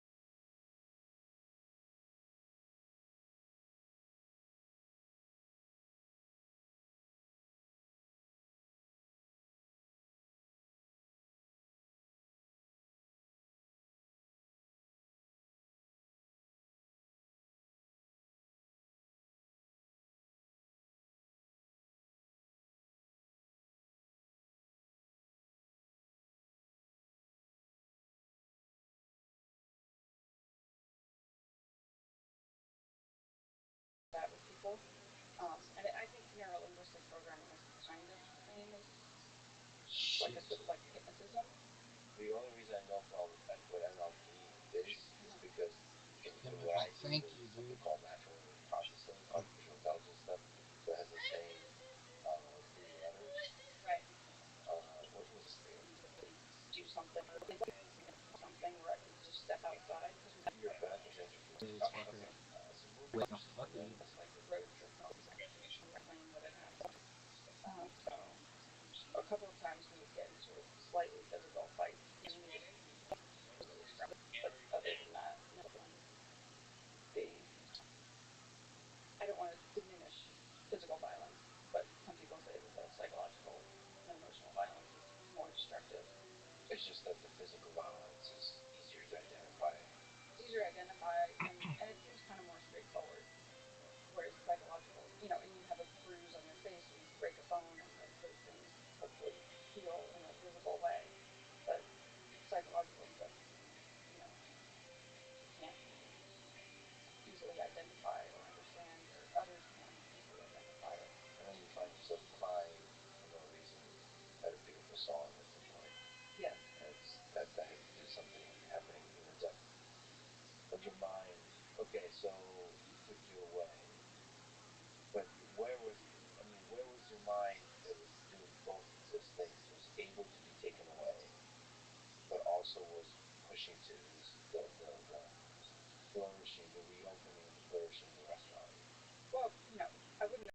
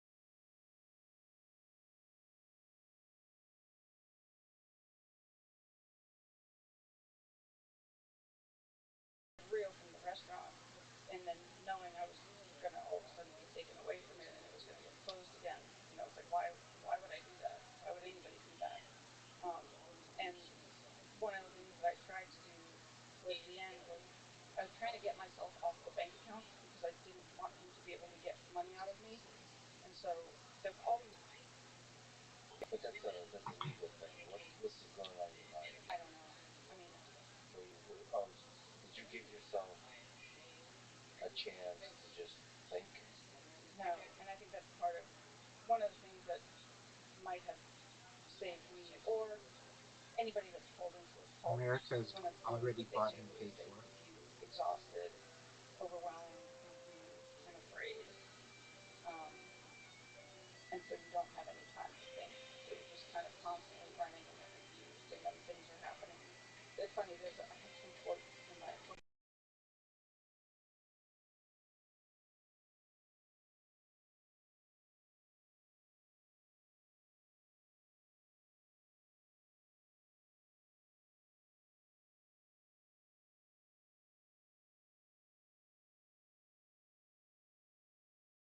draft because I listen to a lot of podcasts. I don't know what the logistics are of like crediting a quote from a podcast in a book. Yeah. But I have a couple. I think it was Andrew Huberman on Joe Rogan said something about Universal. if a animal, if a human or animal, I don't know how he knows, the human or animal is stressed, um, and I'm paraphrasing this horribly, but they're much more easily prone to um, be not prone to, but forced into delusional thinking. And so that quote resonated for me because he kept me in this incredibly stressed out, afraid, confused state, and then whatever he's sort of planting in my mind, I'm going to be that much more likely to just kind of go along There with. has been, period. We'll see how this whole journey. California has had Let's take a step back. some trial programs in different cities, and it has been very successful. Do you have remorse for what happened, especially from the perspective of the employees and the staff? Yeah, I mean, hurting them was sort of the last thing that I would ever have wanted to do. And in part, I mean, there was financial harm, but I don't know whether it's more important or not, but it was taking a place that was very much like a family to them, um, and it was as if I destroyed it. This And is so I think brilliant. that because we were so much like a family, it was almost as if like mom went off the deep end and got together with some cuckoo abusive guy and sort of abandoned them, and they didn't know what was going on and what was happening. And did you regret lying to them? I regret lying to anybody in all of those circumstances, but I wasn't lying. He made me think that everything was going to be rehearsed and okay, and anybody that money was borrowed from, they would get it back, maybe tenfold. And so it was this weird situation of having like one foot in his reality and potentially believing the things he was saying, or even over time wanting to believe him more and more because the alternative was so um, the alternative was worse. The alternative was like was increasingly Once it can be integrated within a robot, comma, it will put basically everyone out of a job. And this idea that it would be repaid like 100x fold. Right. Kind of like, yeah. It's sort of like lying to somebody because you're planning their surprise party. You think like, well, I'm lying to somebody, but it's because there's a good reason. Yeah. It's sort of, that's not a good example, but. No, but you could have not made it a surprise party and be like, pull them in onto the planning of the party and be honest about like everything that's happening, not in a negative way, but like get them in on this fact that okay, I just need to give money to this guy, but we'll get At a certain point, comma, they will likely not have a choice, period. Their doctor, comma, their lawyer, comma, their financial advisor, comma, and every other I mean, that's part of the torture is that you're isolated. position around them will be replaced, period. But you're not unable, AI is the future, comma, it is not you're choosing not to say anything. A question of if, comma, just when, period. Social media, because it's embarrassing to sort of. Is it embarrassing? Something. I mean, why do you not tell others? You know. What is that? What's happening to the mind where you don't tell others? I don't know. Part of why this story is, everything that happened is hard to summarize and talk about in any concise way is that so much of it happens in this very It is being done pretty well now. by companies like Boston Laura used the Dynamics. whole like Period. oil and water example, so that by the time you realize you're fucked, it's too late. Um, and it seems hard to believe or understand to other people because they see where you are or where you ended up, and they think, well, how did you let that happen? And well, I don't know.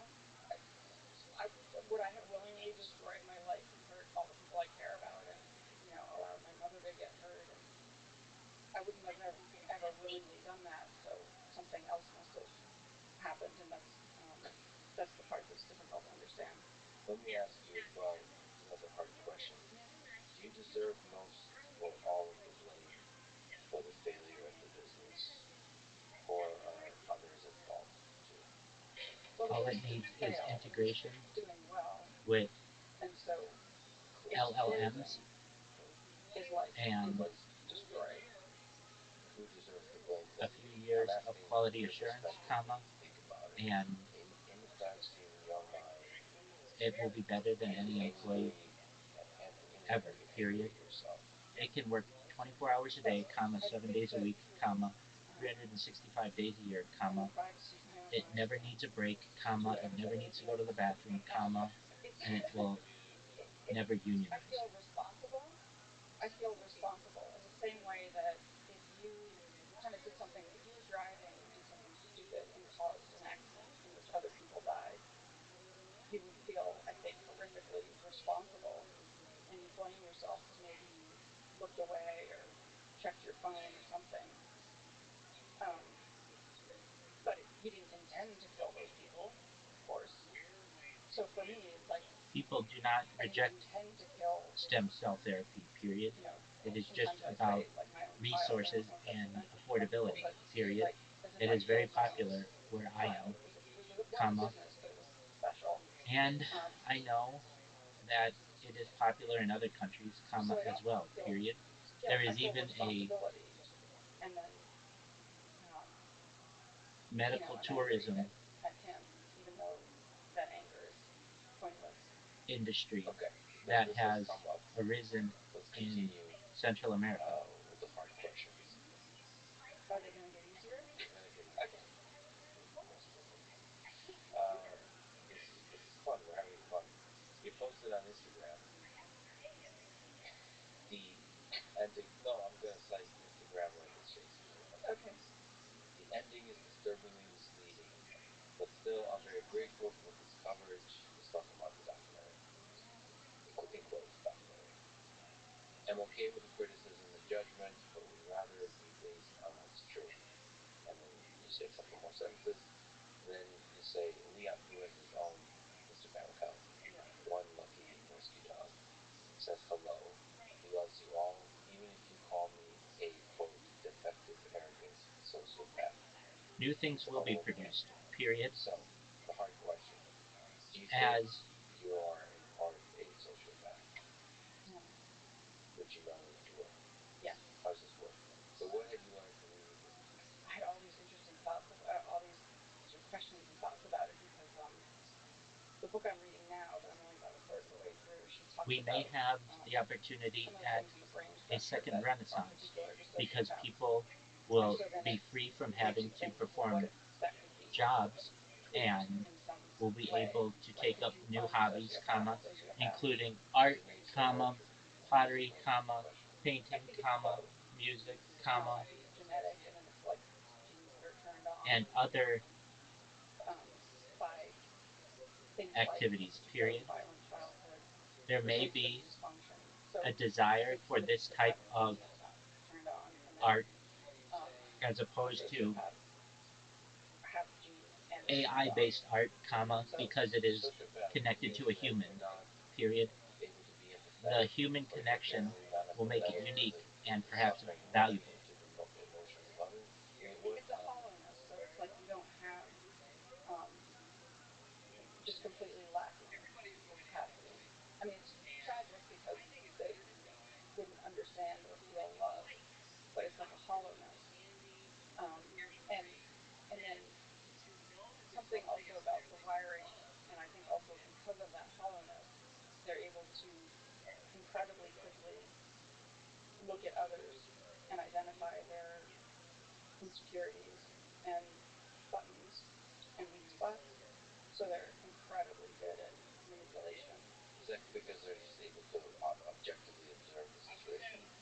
On their Probably in part, but there was some other explanation related to the brain structure that I read somewhere that made sense to me, and I won't like remember it because I don't usually. you're not into listening No, or like I'll listen to perfectly yeah, sing a line from every book or paper he's ever read. right. I don't remember things in that In way. a I try single. to usually remember the conclusions. So like I might remember that Robots he like might give a whole long explanation about Boston why Dynamics' to do this or to take this supplement. Optimus and That's a bad Tesla's habit I have. Sometimes I'll order Optimus are supplements and just then by the time they a arrive, few I've years forgotten. away from being able to I replace forgot why, but just about it's every serious manual problem. position, period. I hope we get to talk about food because I feel like Yes. you have a brain that should be fed only the best food.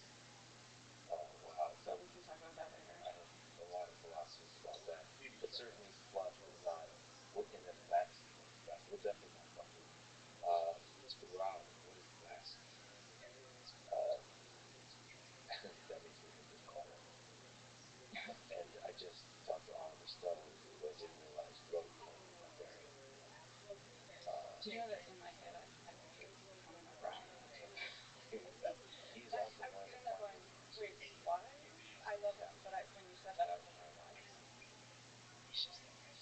This is likely I learned correct, period. so much because of you. Yeah. Sociopathy. Sociopathy. Yeah. So stuff about the brain, fine, but how do you know you're not a sociopath? Would you know? Am I a sociopath? No. How would I know? How do you know? Well, having listened to you a lot. But wouldn't I be able to be good at faking it? Is that what? Well, There's a to be mask fair, on the cover of this book. I don't It's think you would be lipstick. doing the work It's that only you're a doing. lipstick. You'd probably be running for office or, a trader on Wall Street. Or one of the things about sociopaths is they kind of need like the stimulation of risk and danger. Um, Well, Live off of UBI, universal basic income, more than average. and take up new activities like become artists or musicians. Fakeness. Like I don't like the fakeness of the game of it. Yeah, that's why I left. I didn't. I just. It was a strange environment. Okay, so you're not a quote defective, arrogant sociopath. What does defective even mean? Well, I think that somebody had just called me that, and I think that it's easy for people to say like, don't read the comments, but it's hard not to because then all of a sudden you miss the beautiful ones. Or sometimes like you have to go on there to check a private message and you just stuff. It's there. People saying terrible things. So um, I try to. People say don't pay attention to comments. It's hard not to, but I try to. Remember the documentary you tried to go kind of see They may in the to look future, period. to look They for may have to sell off for the kind ones. government assets and land to be able to pay for it, So that comma, helped and but felt they a will lot better. essentially have But no choice, sometimes, period. The people will need a way to be able to afford things without jobs, are period. based on they're based on false information. So if somebody knew everything that happened and then wanted to judge me or say things like that, somehow at least that's all right. But So you think people saying these things based on um, things that are totally false is just it's hard to just let that go. Um, yeah, but I know that people also say things for their own personal reasons. I had a fascinating exchange with somebody who direct messaged me and called me trash. you responded?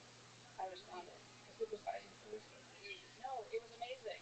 So Okay. I would do this Good once over in a it. while. It's sort of like I might be procrastinating but I would scroll through because the private messages were overwhelming, and there's still just this massive backlog that I'll never probably get to read.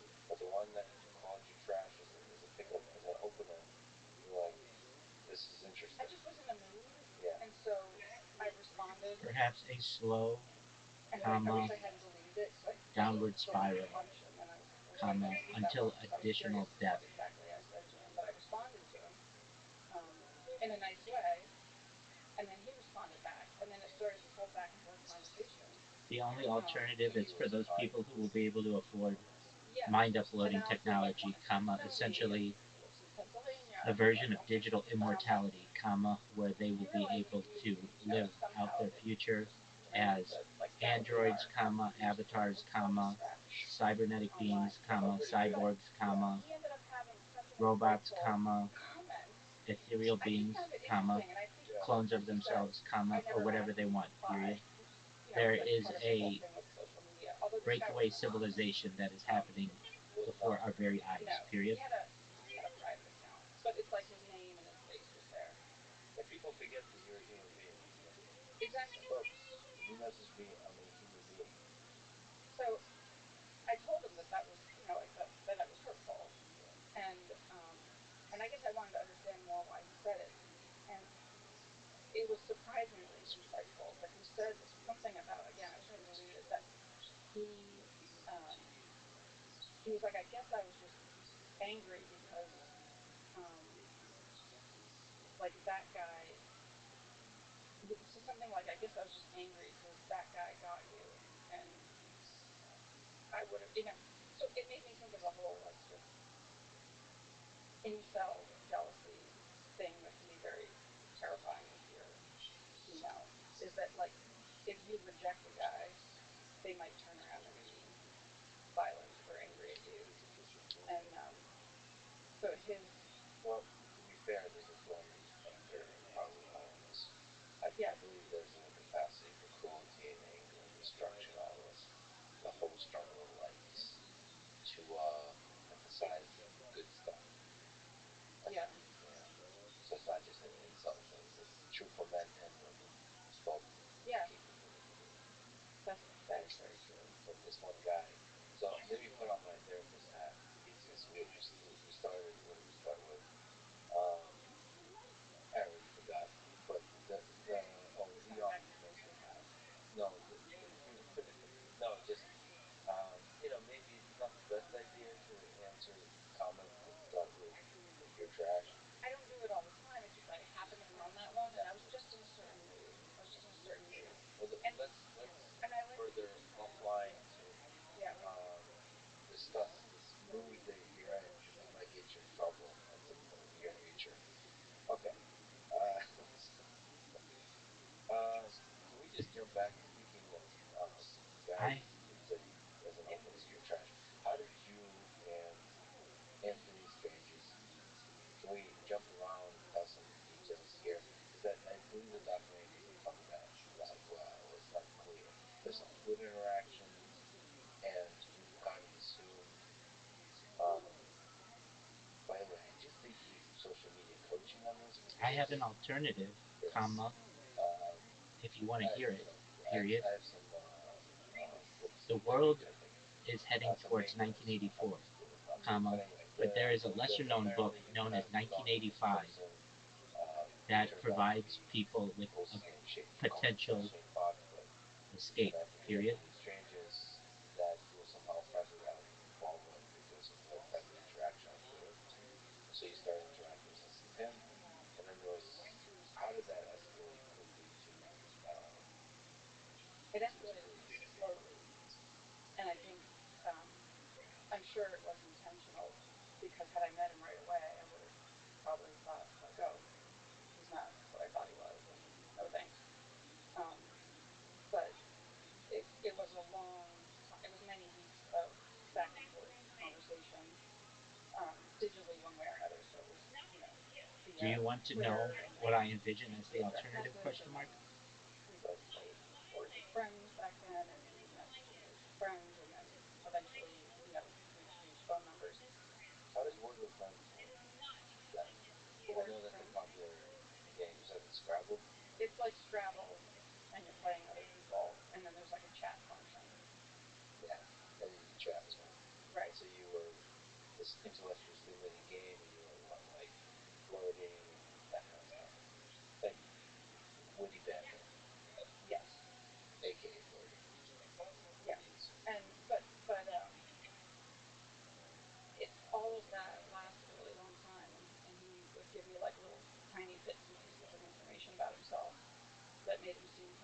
mysterious.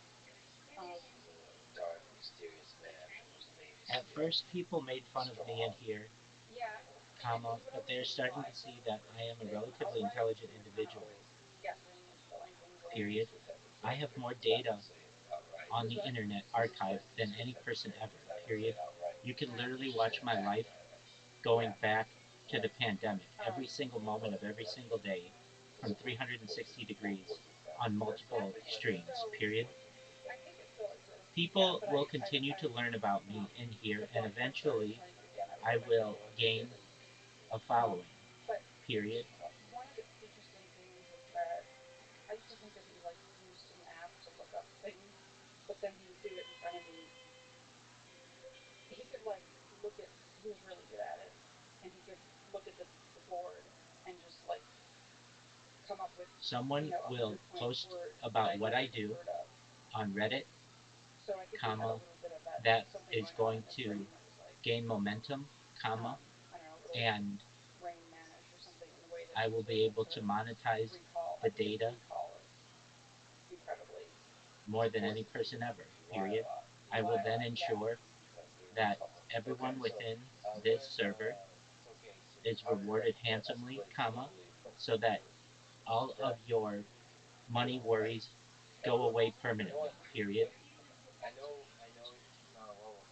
You will be able to start charities, help your friends, and help your families, all because I have created the world's largest timeline or time capsule. Period. It will likely be studied at length by process. generations And to I come. think he found Period. me at a time when there was the like perfect storm of the right It is just a matter of information time until to fall into the community understands the whatever power I of fell data. into. Period. Because that was heartbroken for the first time in my life. I had split with my boyfriend of 4 years. Um, yeah, I mean, I knew it was a relationship that I knew would end, even when I got into it in the first place. Because he's 15 years younger than me, and Surely that can't be the only the only reason you move on. I need to also give you a book on love. what's it called? I'm gonna write it. I don't know. Okay, Just because there's another called book a that joke. you didn't write. Okay. There's no book on Twitter. There's no book on love. No. A There's lot of people actually a keep book trying on to write. love that I really like that I think you might like too. Um, Like the love languages. I still have to read that. no, it's called On Love I can't wait. by I'm gonna read the quick notes. By it's short. It's by this guy named Alon Bislaston. I have a trust him already. No, it's funny and it's painful and shocking that he wrote it when he was very young. And I first heard him on a Krista Tippett podcast. Um, that's how I end up reading a lot of books, is like hear somebody on a podcast. Um, So so it's love. hard work. You knew it Yeah, was gonna work. I knew it was going to work because At age 18. not just because of the aging. There's also, I just knew that eventually he would want to move on and probably find somebody younger and or was young enough that he still needed to go have a bunch of other experiences and probably wanted a family or whatnot eventually. So he was 21 and I was 34 when we first met. Um, but then we ended up living together for 4 years, and it was the most drama free. Like there's no drama, and I had just come off. My prior relationship was Matthew Kenny, which was very um, dark in many ways and full of all kinds of yeah, and I just couldn't handle that. So You have to do a yes, between us and between us one. Is there a part of you that's attracted to the drama and the chaos? No. I feel like that happens a lot, and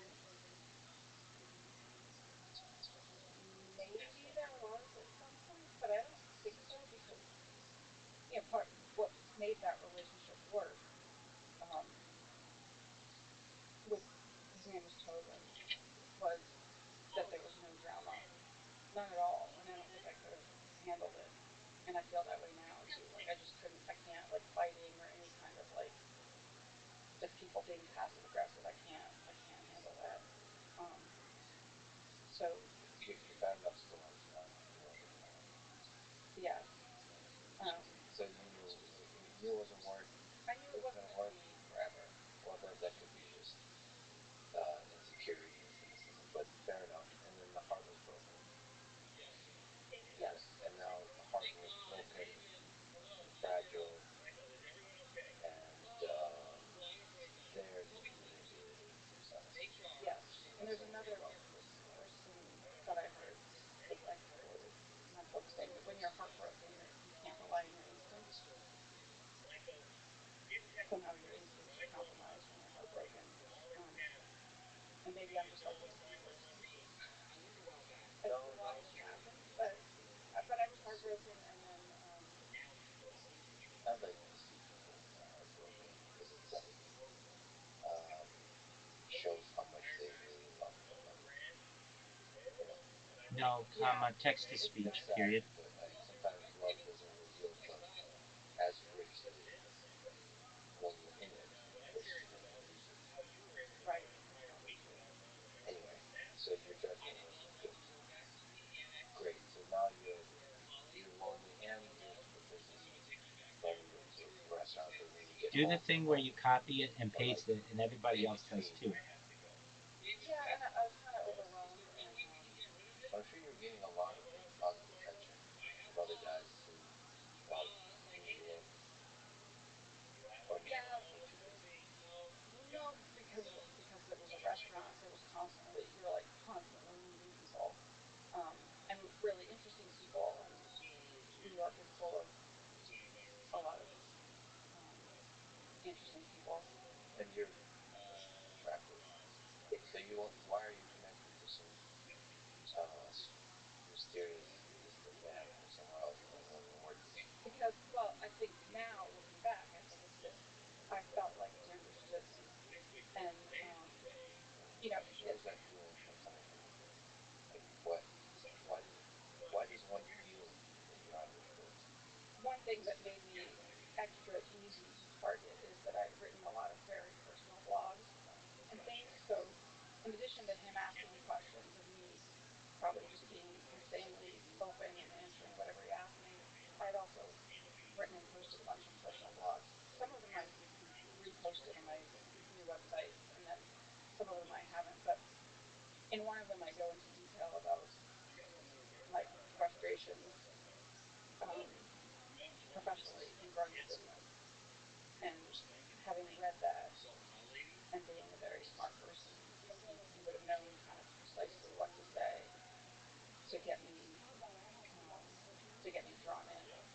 So I think by waiting so long before we met in person, he'd already he'd already gotten me hooked in a way that was going to then make it possible for me to see him, and even though he doesn't look like I thought he did, I'll make excuses for it. Or I mean, it's a dangerous thing about when people, and I'm not saying I fell in love with him in this way. I feel like there's another explanation for the what felt like love.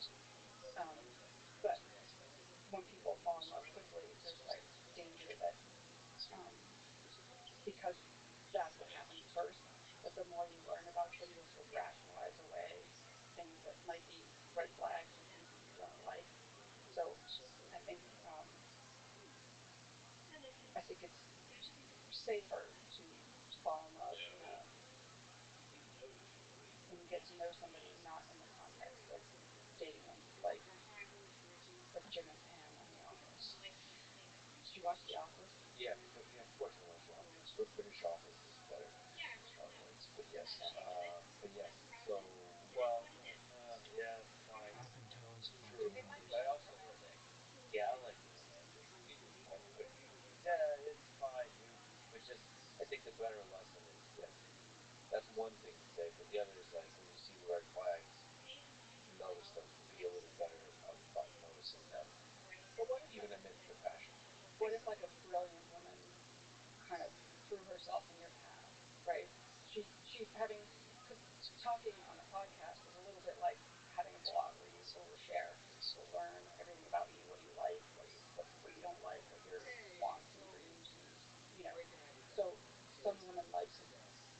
pretend to like throw herself in your path, maybe accidentally, and then you meet. And she has a Russian accent. no, Really and took then medicine as well. no, but You whatever. talking She about it? she is who she is, and then she just slides in this conversation like a quote from The Idiot, right? And you're like, boom, right? And then, but she's not who she. That's all of pretend.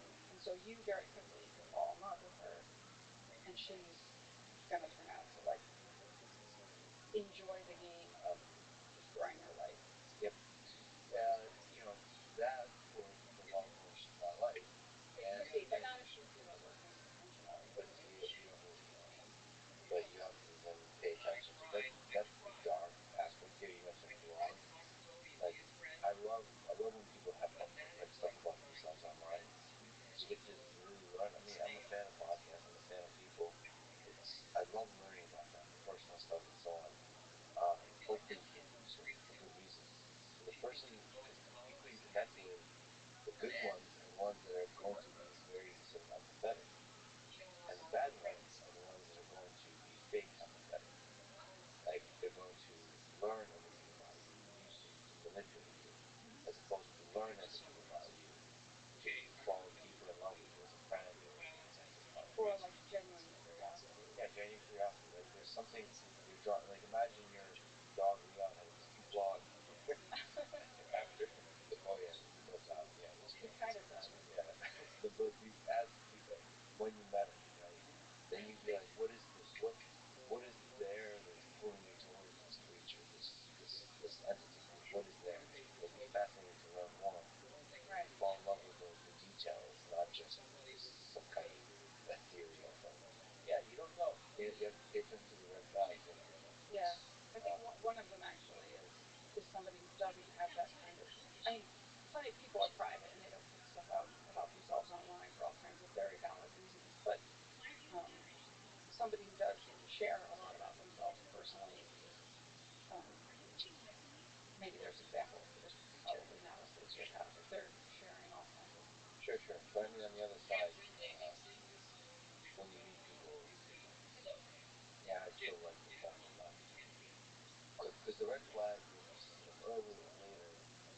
I'd rather see red flags right away. I go in hard, intentionally, like to clarify, going hard. I mean, like no small talk. Just get to know a person. Get to know quickly. Get to know the person. Challenge. Travel. Travel. Road trip from hell or not. Go on a road trip and find out if it's really or not.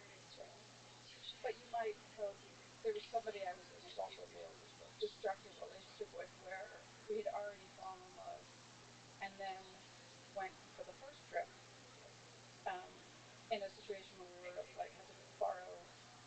I guess he was sharing. He was still sharing his car with his ex-wife, so we had to go to the garage, pick up the car to go on this little trip.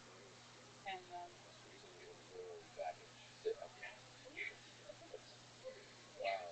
so, but something happened where the garage attendant was like wanted more identification, and it was a pain in the ass. Anyway, this guy was so unbelievably rude to the garage attendant, like just nasty, and I was completely shocked and disturbed. And we got in the car, so it was a long car ride, and I was like not saying anything and really shocked. And then he noticed that and was very concerned, and I explained, like I would never treat somebody that way. And then he pretended to get incredibly upset and to feel horrible and remorseful about it, and it was like all we talked about for the next few hours. And then I kind of thought like, well, okay, I can get over that. And then the relationship continued, and it was a dark and destructive one. Whereas, had I seen him behave that way before we were in a relationship, I would have known to back away. Okay. But my lesson is still walk away. Just still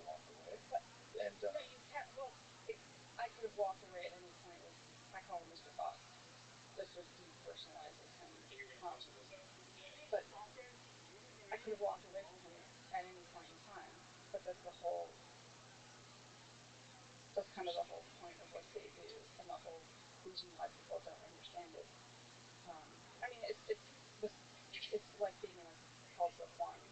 So the people who've been in cults and gotten out, they understand each other very well, because the same psychology was used, the same psychological tactics were used on us, and then we experience the same thing on the other side of it, which is it's hard for us to understand and it's hard for other people to understand, and everybody's saying that would never happen to me, or they're saying I don't get it, you're so smart, how could you let that happen, why didn't you leave, why didn't you walk away, and on the other side of it we don't have the answers, or it takes a really long time of self-reflection and reading and investigation to try and figure out how it is that it happened and why didn't you walk away. No, it's definitely. I mean, it's definitely hard at every level, and I just think that even for more subtle, it's just not outrageously toxic relationships, but like normal toxic, like a little toxic But there relationship. sure are some people that kind of thrive on conflict. Yeah, but you should still just be self-aware. Like I think you've talked about, give yourself time to think about the red flags, and like I pride myself on being able to walk away. You have to think like, uh, is this the kind of thing I can live with? With friendships, with business partners, and because the little things that bother you become big things down the line. So Yeah, so it could be less romantic, but I feel like getting to know somebody slowly over time is, yeah, it's a smarter thing. it's safer. Probably tough. But that's again my Russian slash Ukrainian male perspective. Anyway, so meeting Mr. Fox, Anthony, That's a chapter title in the book, Meeting Mr. Fox. meeting Mr. Fox. So you're working on a book about this. I'm almost done. It's taking a really long time. Can you define almost done? Because I've said that. It's like it's when people say like they're leaving. Like I'm almost in the car.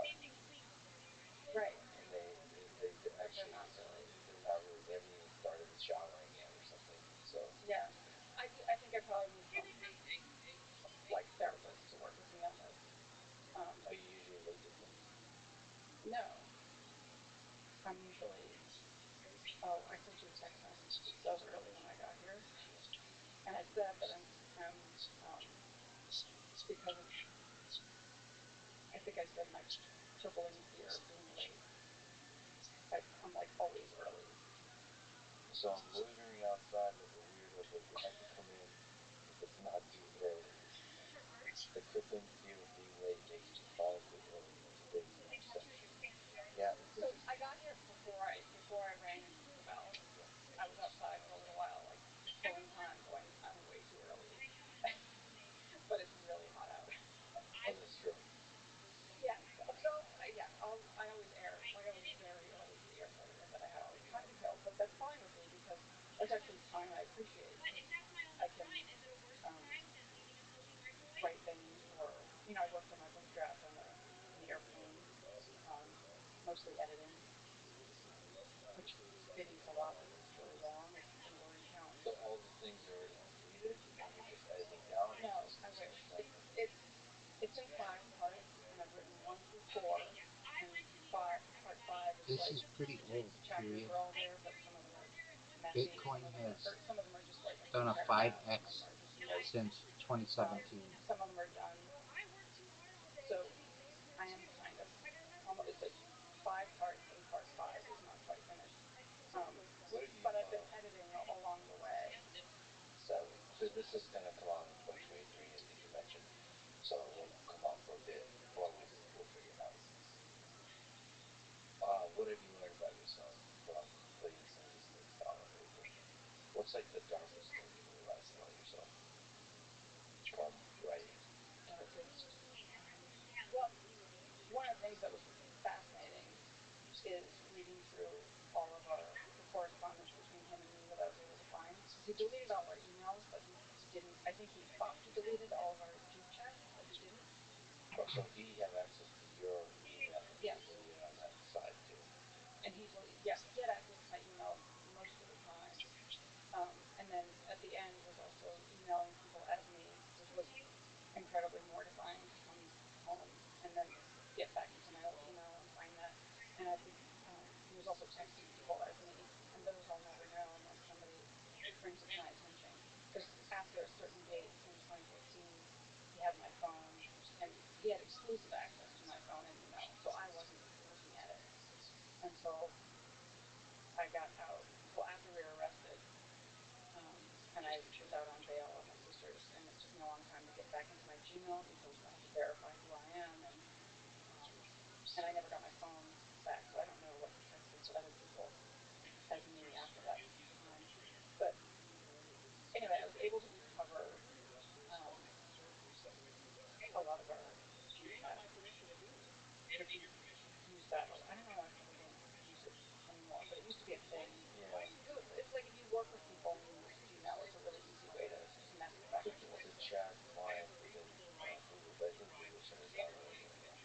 I think it's still there. And nobody.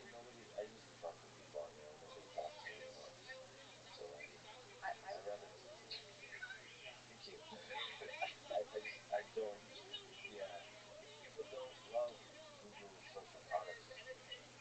Social network, they try and turn it on. Google Plus, it just dies on. Something about it. It's like when Microsoft is not stuff. It just doesn't feel right. Anyway, it is very low use. Google Chat. It makes total sense now. Anyway, so that was still there. So you're reading through that. So finding, being able to go back and then I kept finding like more layers of stuff, and including a journal that I didn't find the DA, the prosecutor found. My journal that I thought he'd thrown away. I didn't know it existed. So somehow he still had it, and they found my journal, which was for the year 2014, from the very beginning of 2015. Is that you got? This is in the middle of it. It was in the middle of it, yeah. So reading that was fascinating. Yeah, what's some interesting things there? What was it? Was your mind completely detached? It was weird because no, Were you concerned? Were you in love? Were you afraid? I was not in love. I was afraid. I definitely write repeatedly in there that I'm afraid of him. I also write repeatedly things like, I don't know what's going on, like, please let this be over, please let this be over, please let this be over. And then in a sort of, if I try to remove myself and look at it as if I was a different person, it's sort of heartbreaking because I was trying so hard to be positive, and um, and that didn't work out. I was trying to be positive. So, but when it turned up later in the process, and my lawyer at the time called or something and said, the DA has or the prosecutor, they have your journal. I haven't read it yet, but as soon as I get a PDF copy, I'll send it to you. So that was sort of weird to think that everybody's reading my journal, which, you don't write it thinking people are going to read, unless you're like a historical person, and then later on you think people are going to drink from it. But, nobody's writing a journal. Just imagine like a 14-year-old thinking they're going to be a historical person, right? Right. Well, no, I mean like, presidents who keep journals and then they're later on. Sure. So you write it, you don't think anybody's going to read it, and so that was a weird feeling. And then also just not knowing, having not remembering what I wrote. So it was the next day I got it. She sent me a PDF copy of it, and I read it really quickly because I could read my own. It was a PDF, so it was like Xeroxes of the pages. So it was in my own handwriting, which I could read really fast because even though it's messy, I wrote it so I could read it really fast. And I read the whole thing and was crying. So I thought, okay, finally, like, surely nobody could read this and think that I intended to commit crimes. And so I thought that journal was just going to fully exonerate me, and they would, like, if not drop the charges, like, it would just be like, okay, well, some bad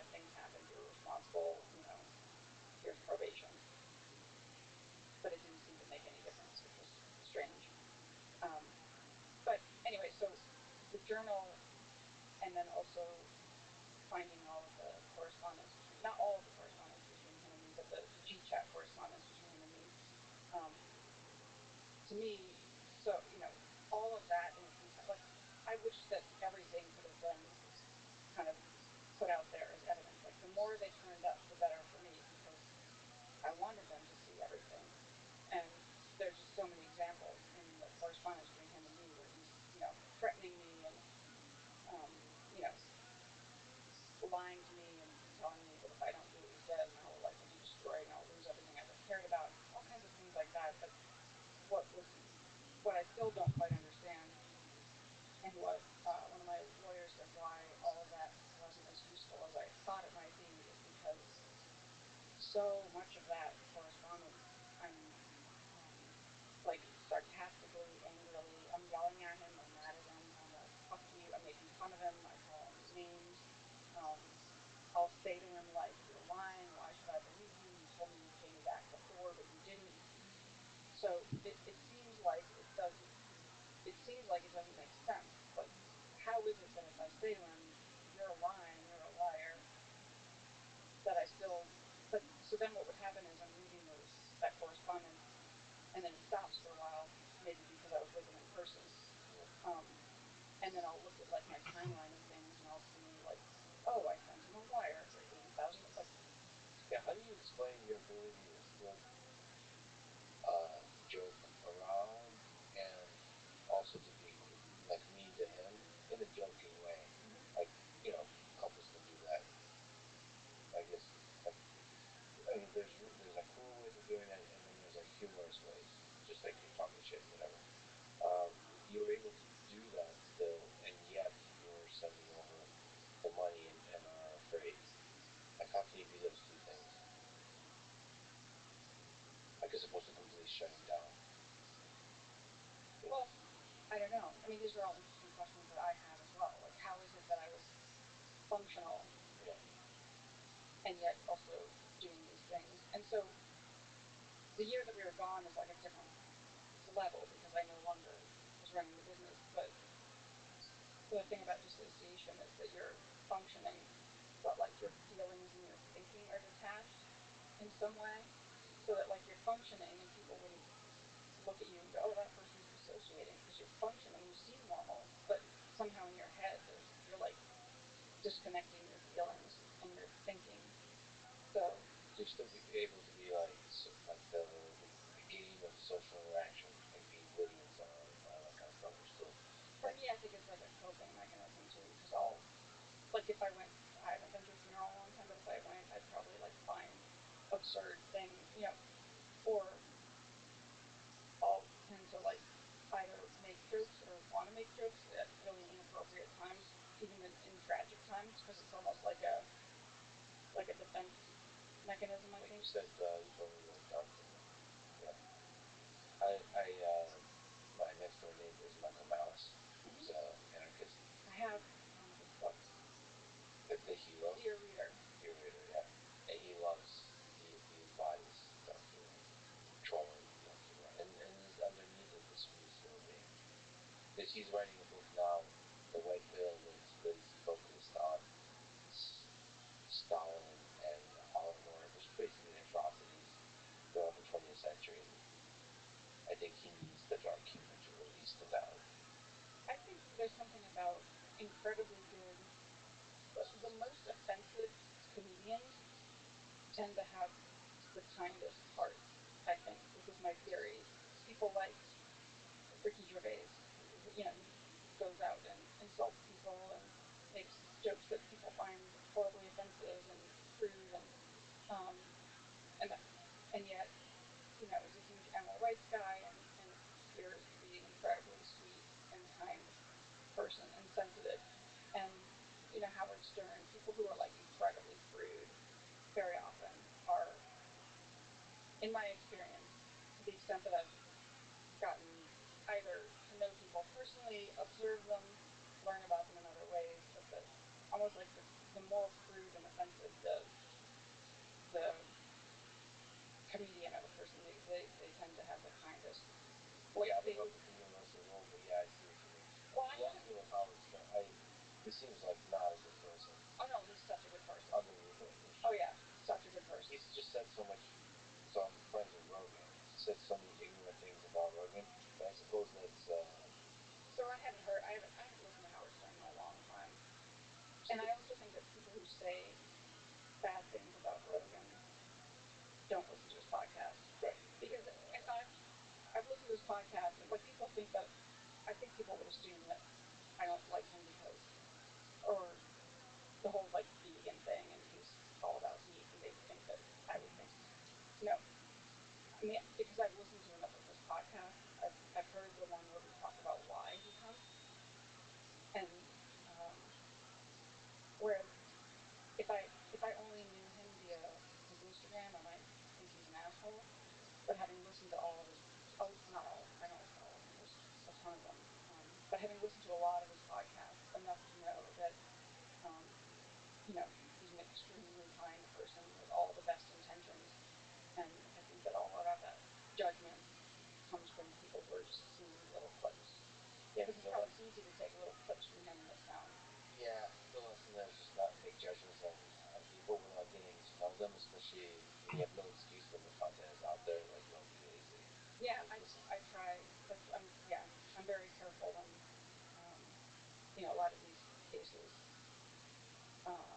you know, like the Deptford thing, or Johnny Depp or Combs, and anything like controversial.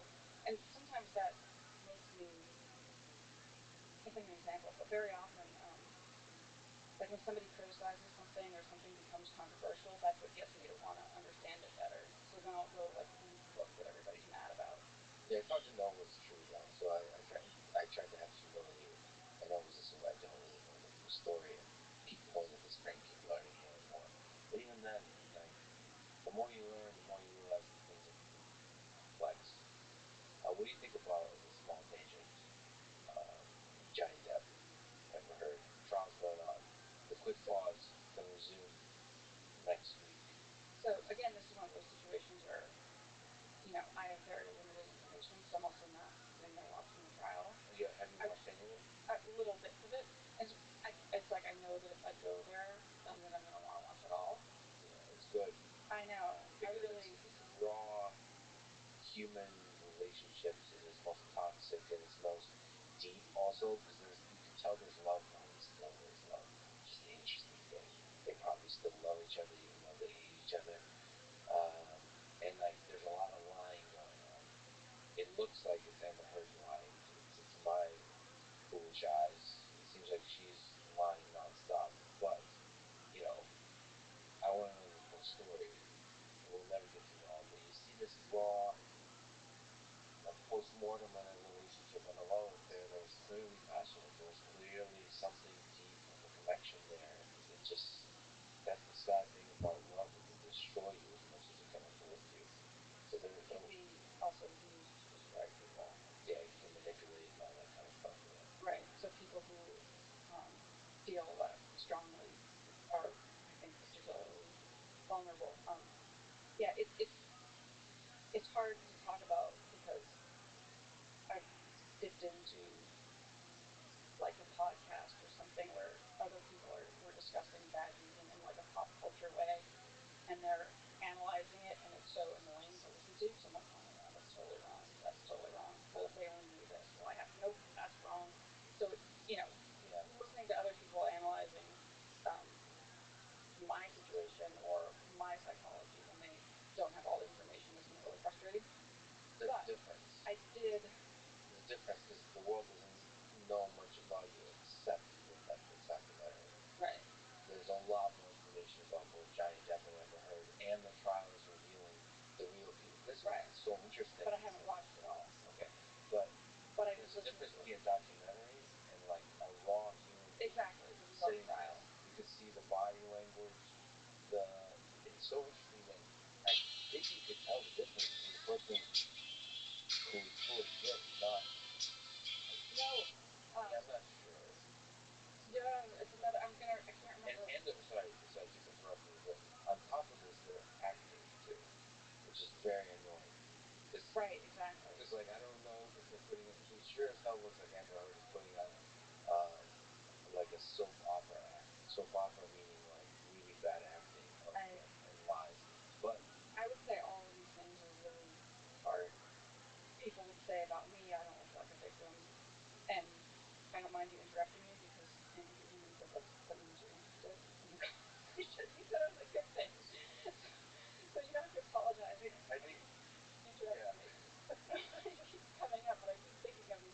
That's one of the things that Andrew told me that I'm like, are you sure? Because it just doesn't seem like an asshole thing to do. I guess it depends on the context. If we're in a business meeting and somebody talks over you to kind of make their point heard, but if it's a one-on-one situation, it's not. Anyway, forever. But so a long time ago, I listened to there was a audio call from an audio that was released of a taped argument between Johnny Depp and Amber Heard. And I don't remember why, like which one of them had taped it and if they knew it was being taped. But it was like an hour and a half, and I listened to it almost like you would listen to a podcast, where I was doing other things, listening in my apartment, and I was fascinated listening to it. Go fight. So I was, and it's interesting too because it was just the audio, not so you're not looking at their body language, which can be completely misleading. And there was another podcast where they talked about how judges make worse decisions on whether or not somebody deserves, parole or to be released on bail when they see the person in person versus if they're just looking at the information on paper. So I think body language and those kinds of things can actually be misleading. Or we think that like by looking somebody in the eye, we'll know if they're lying or not. But the skilled liars are able to bypass that, or because I'm jumping all over the place, but one of the things about sociopaths is they're not going to have the same tell. So like if I was lying, somebody would know because I'm like stressed out, mortified. I'm probably doing all the things that we do when we lie because it's stressful for me, whereas they don't have those things. So I think that, they could, for example, I think that they could pass a lie detector test. They also don't have like a startle response. So the activity in their brain, like if you and I watch something graphic and tragic on TV or watch something happen, like things would happen in our brains that don't happen in the brains of sociopaths. So they don't react to things in the same way that we do. Again, but that makes them. Keep assuming I'm not a sociopath. I didn't say I'm not a sociopath. This assumption you keep making is very interesting. Then why did I murder all those people? Let's get back to the. What were we talking about? Johnny Depp and Amber Heard. So the audio that I heard made me, without knowing anything else, made me very inclined to be Team Johnny Depp. Yeah. Based on that audio. Well, that's how the people are feeling about this whole interaction. By the way, I do think it's a very healthy thing to do in a relationship is to record each other for months at a time. Every time you fight, that just seems like a very sarcasm. I don't understand how that because they both recorded each other. It's just I suppose you could look back at all human relations and be like, this was ridiculous. What was I doing? But when you're in it, you don't. Right. I wondered that too. Like who made the recording and why, and did they both know about it that it was being recorded? Sometimes they did, sometimes they didn't. All I know is just the poetry of Johnny Depp's speaking and sort of movement about the whole thing. It's interesting. It makes you wonder what's real. Maybe this is whole. Maybe they're both in love and this is like a troll that they put on the world. I don't know. It makes me wonder what's real at all. Because you have to remember they're actors. Yeah, I don't think he would have filed the lawsuit. No, I mean I'm joking. Yes. No, I know, but no, I mean my point is, yes, yeah. if somebody was trying to make the argument that like he's the abuser and that he's lying and he's full of shit, it sort of doesn't make sense that he would have filed the lawsuit unless he's trying to have this all come out in the open because he believes he's in the right. Again, I agree with you. As a fan of love and human nature, I appreciate the fact that they went through this. I know it's probably extremely painful, but it's fascinating to watch human relationships be presented in such a raw way. It made me realize how rare it is to get feelings like that. Yeah, and I think one of the reasons I like that book, Confessions of a Sociopath, also is it's female who's writing it, and I think statistically men are more likely to be sociopaths.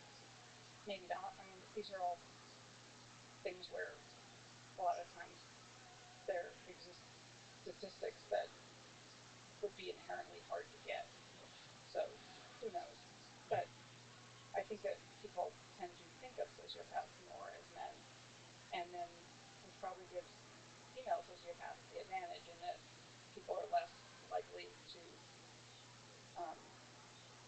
like the Elizabeth Holmes, like people who are really manipulative and really good at it.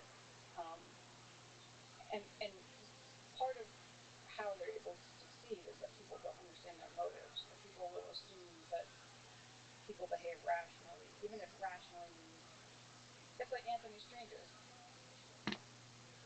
It would have made more sense if he had gotten all this money out of me and put it in an overseas account and then ditched me and got on a plane to Mexico. Like everybody would understand that more. Whereas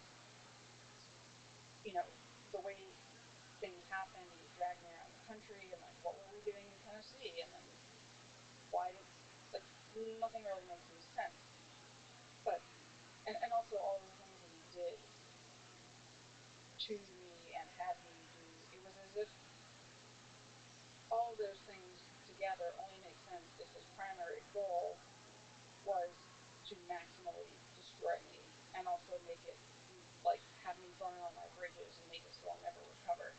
And when you read a book like that, you understand that that's what he wanted. Like that's his life. So can you It's like explain a that game. further? Like what do you think? It's about power and it's a game. Do you think he understood the long-term goals he has, or was it the short-term game of it that he enjoyed? He believed to destroy you. Well, yeah, it was the short-term game of it. Is it short of it? Yeah, and also I think for him, like their motivations are just different. So, he spent a year incarcerated because he never got out on bail. Then he got out. He was out of prison. He got out before I went in to serve my time, which was purely, you know, like psychologically, I had to try really hard not to be infuriated. And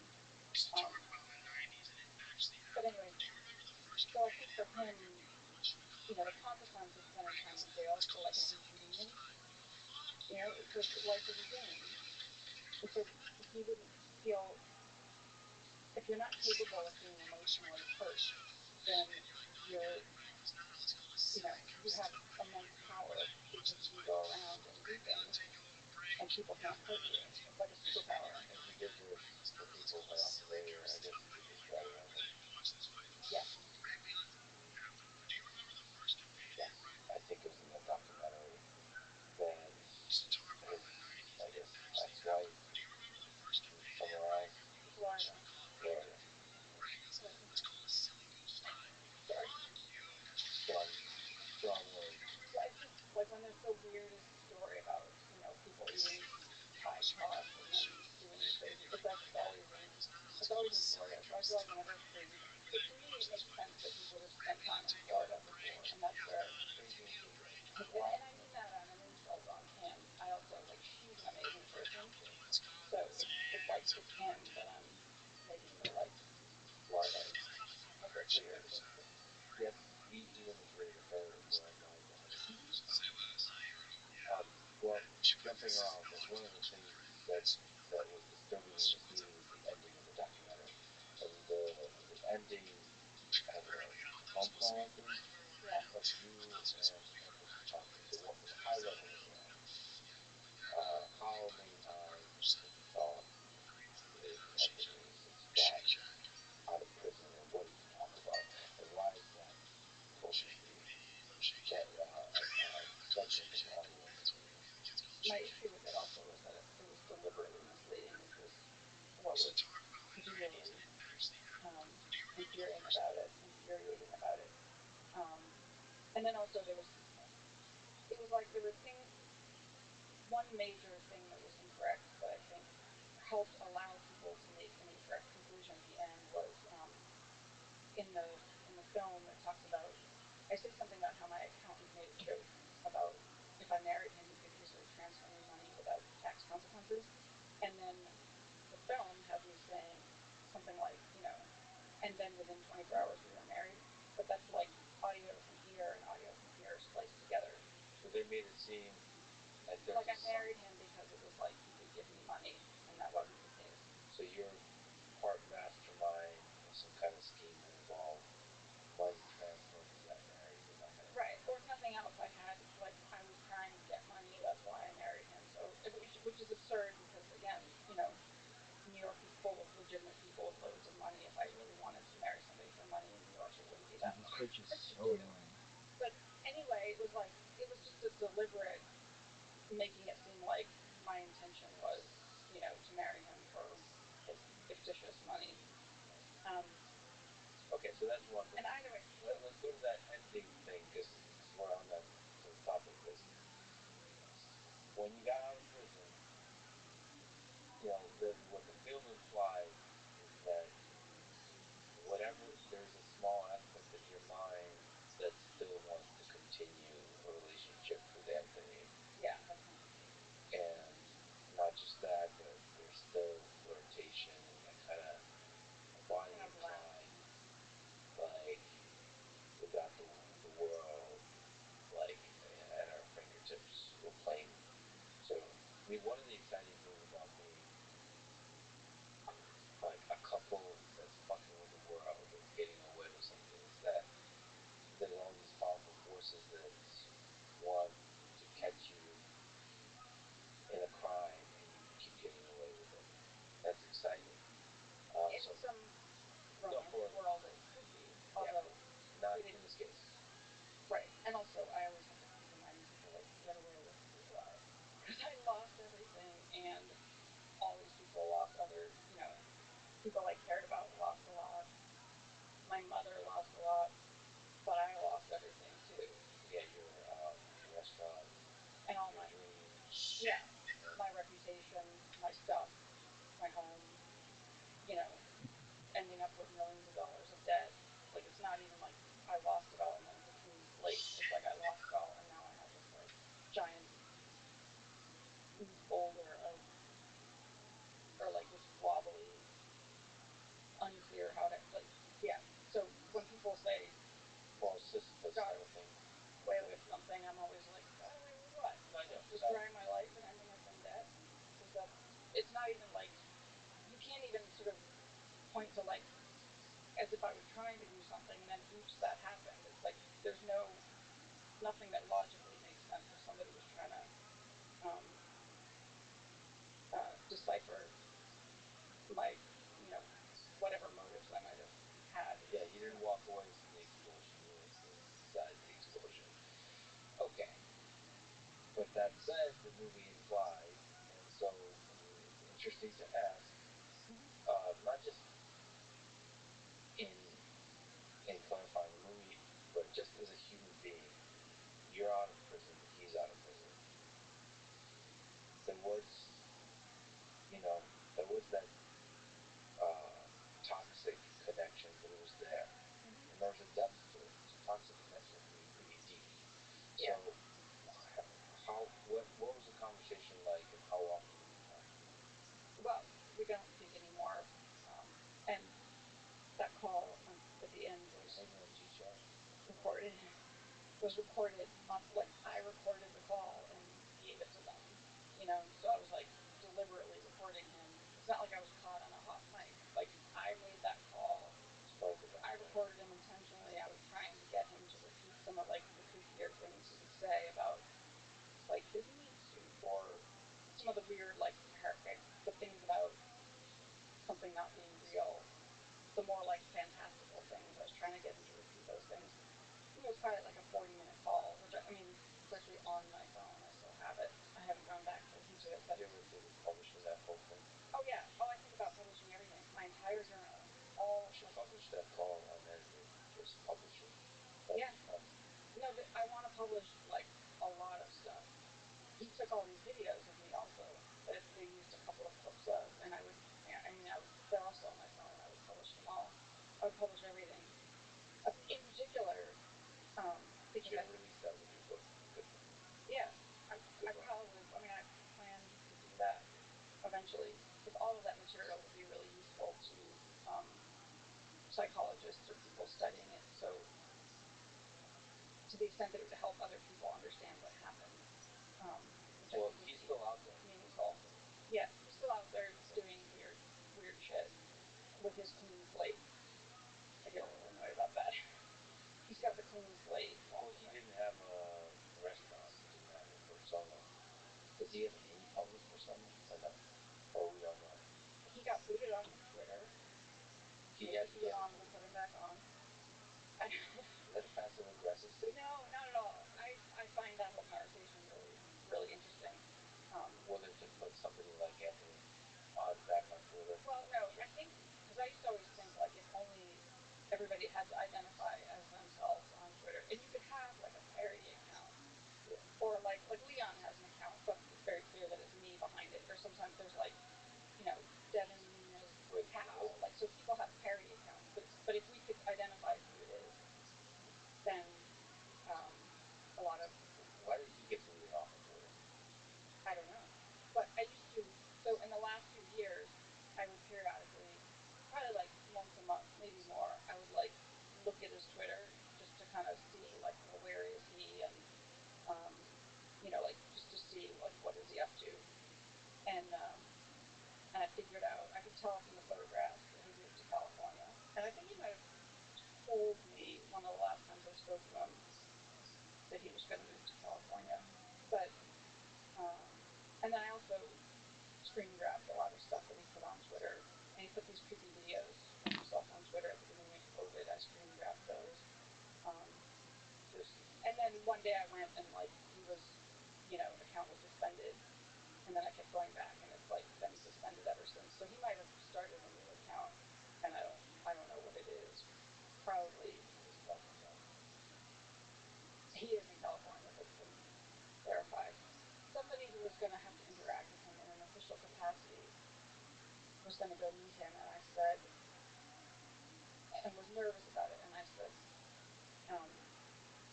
he's going to be really likable. Like, you're going to like him. He's probably going to, like, figure out what you're interested in, talk sports, talk whatever it is that he figures out quickly that you're interested in. He's going to be really nice. He's going to seem like a nice guy. And that person later got back to me and was like, you're exactly right. So, yeah, that's the tough thing, right? Yeah. Be extremely careful. But in that relationship, that's even more dangerous. Like, so I think that part of the reason I spoke to him was entirely self-serving and strategic after the fact.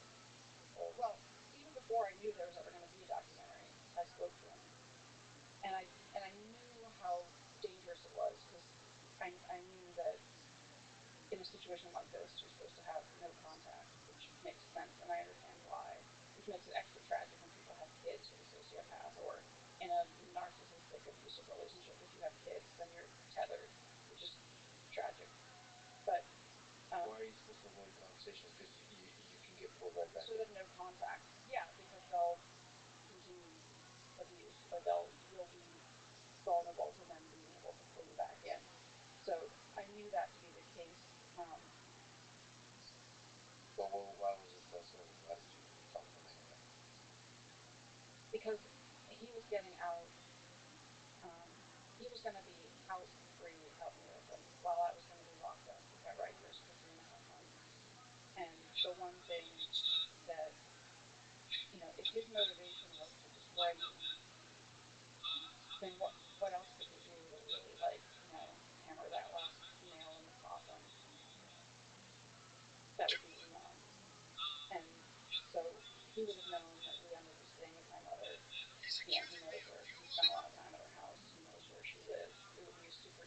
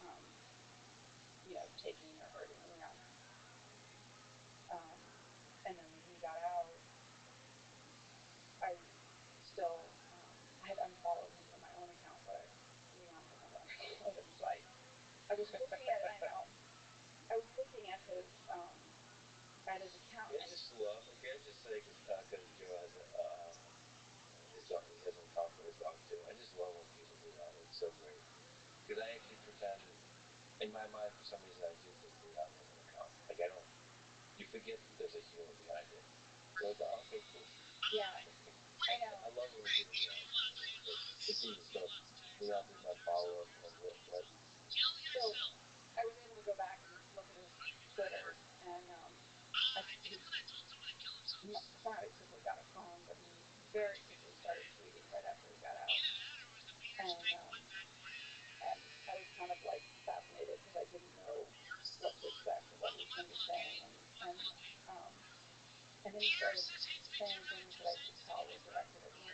You know, like little things that only I would know. You know, like random things, like things that were like the equivalent of like an inside joke that you have.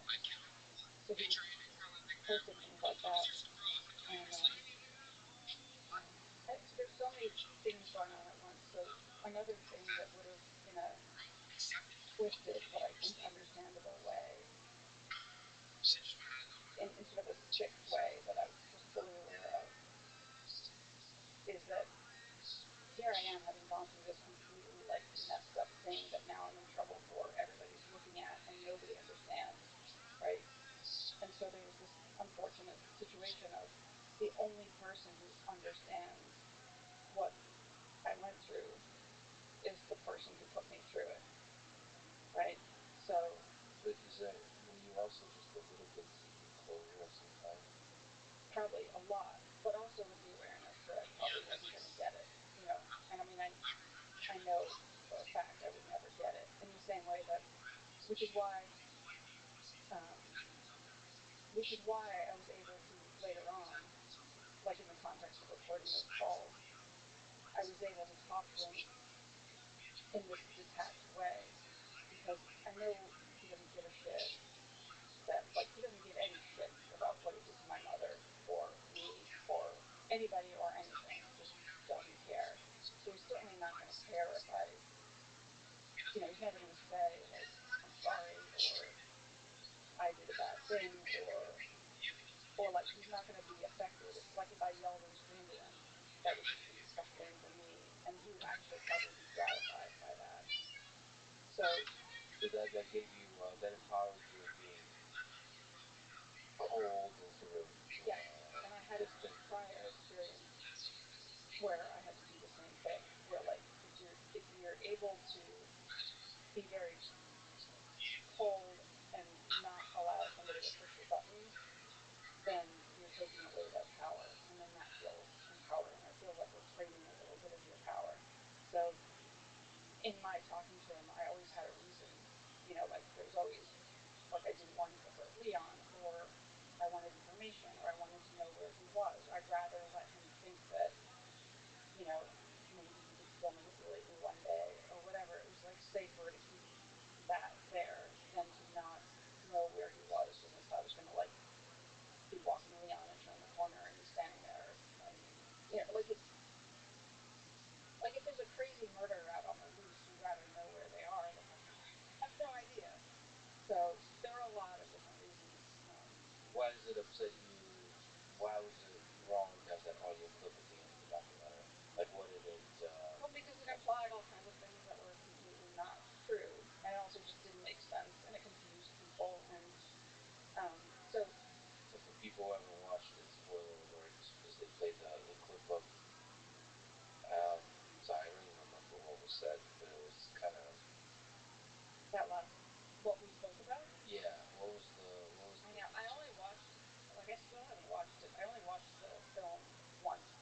Yeah. While you know people were looking at me for my reaction, and I was crying, and it was really weird and strange and surreal. And I haven't gone back to watch it again. I feel like I'm just going to get more annoyed, but I will eventually. But and when the ending happened, I immediately blurted out like I hate that. I hate that ending. But I sort of assumed a lot of people saw it for what it was. They saw that it was like the director doing a weird thing, and that it was kind of just weird and off, and like that doesn't make sense. Yeah, it seems but off. they didn't So it draw was basically you joking around, like flirting almost. It made it seem like as if we're still friendly. And there's more to come. It's almost like there's going to be a bad DD2. Right.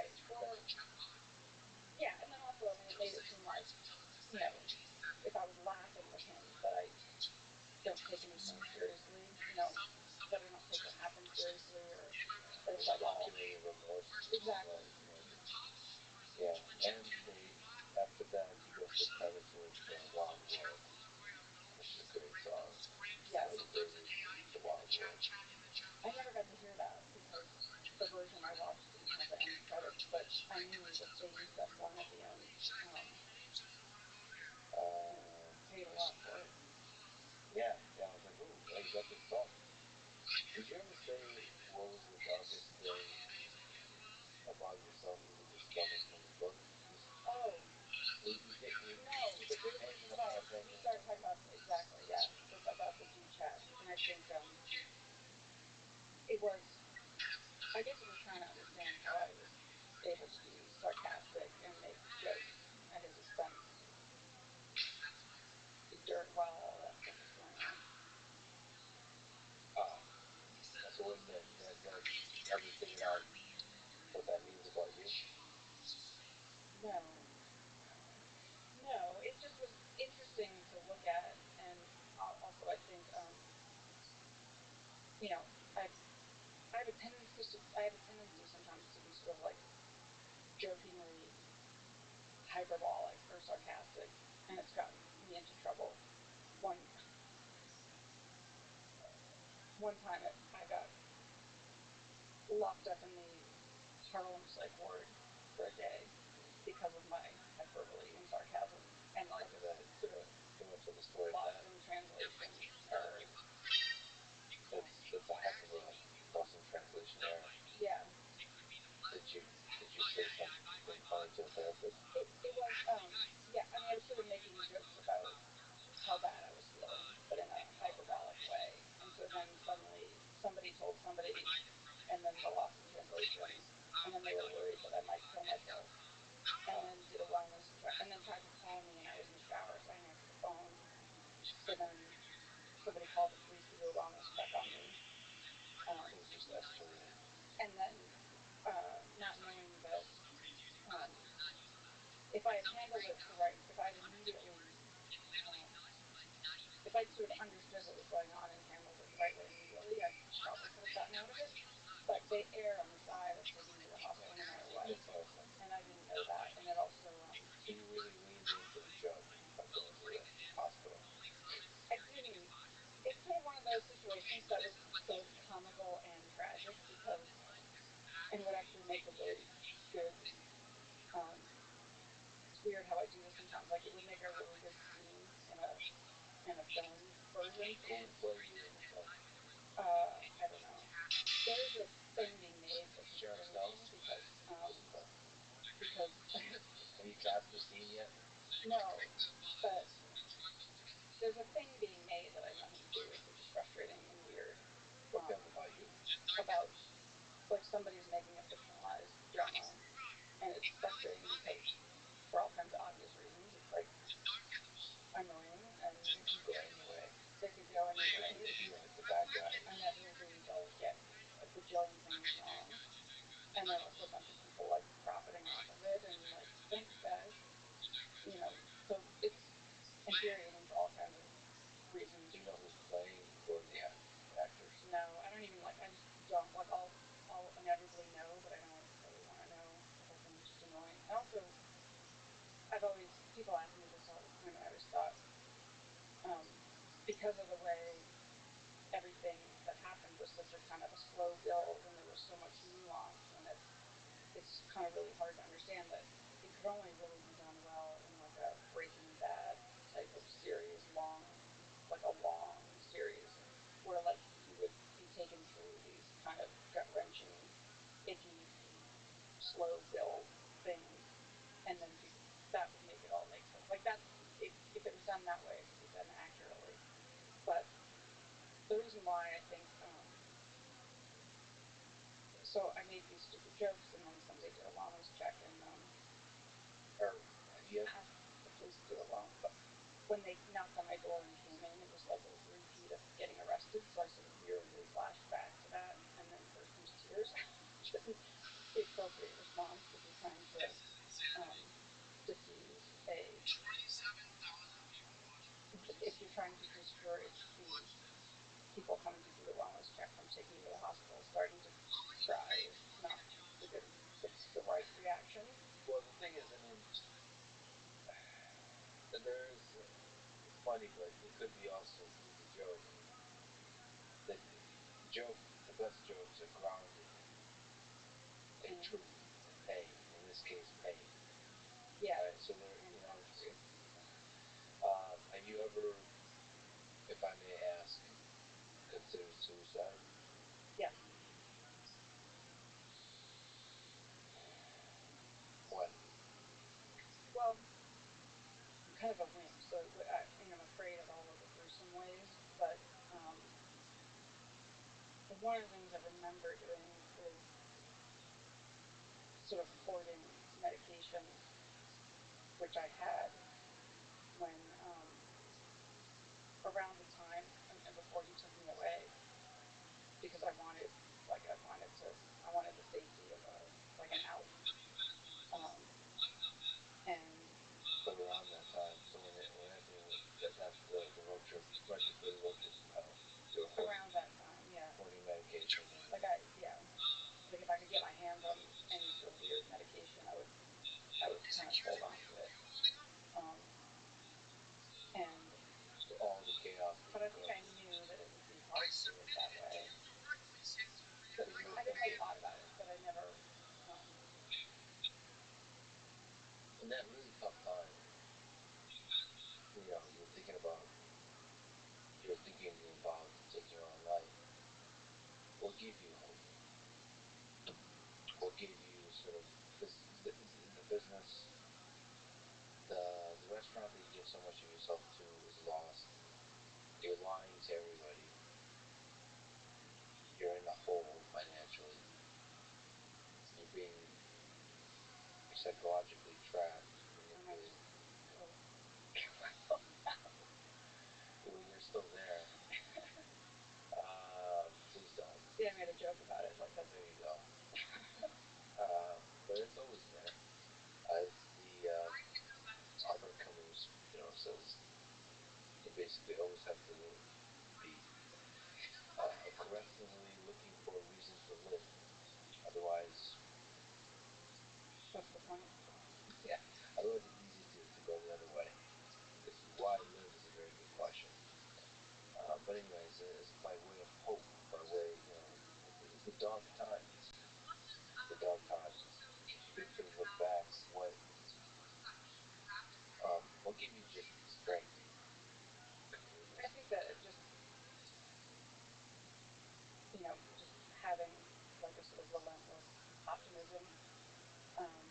And I think too that sometimes people assume that suicide is the result of circumstances, which maybe in some cases it is. But I think one of the things that book explains well is that very often it doesn't have anything to do with circumstances. It's just the pain. Which one? The darkness visible. Because people like to so when somebody commits suicide, people will very often criticize them like it was a selfish act if they have a family, which most people do, but especially if they have kids. And I think that everybody's quick to sort of call the person who killed themselves selfish, and it's like I think that the type of pain that one is experiencing that leads to that is something that most people and I don't like. People don't understand, but it's not a selfish thing. It's just like quite literally becomes intolerable, from what I understand. And it can hit you. It can be slow, it can be fast. Yes. That pain. Yes.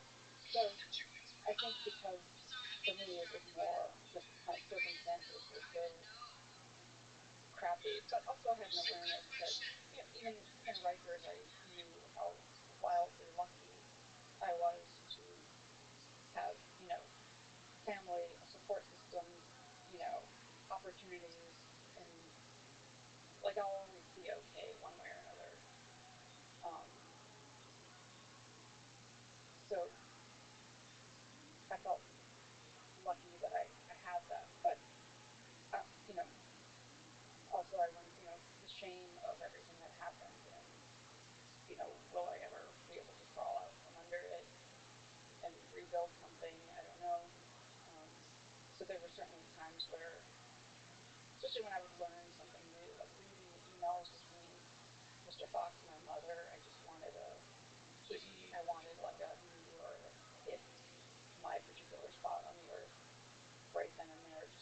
So he was never dating your mom too, because they have known you and he's really just funny.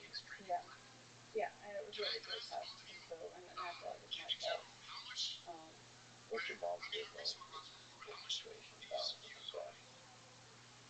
We don't talk about it as much as one would think that we would,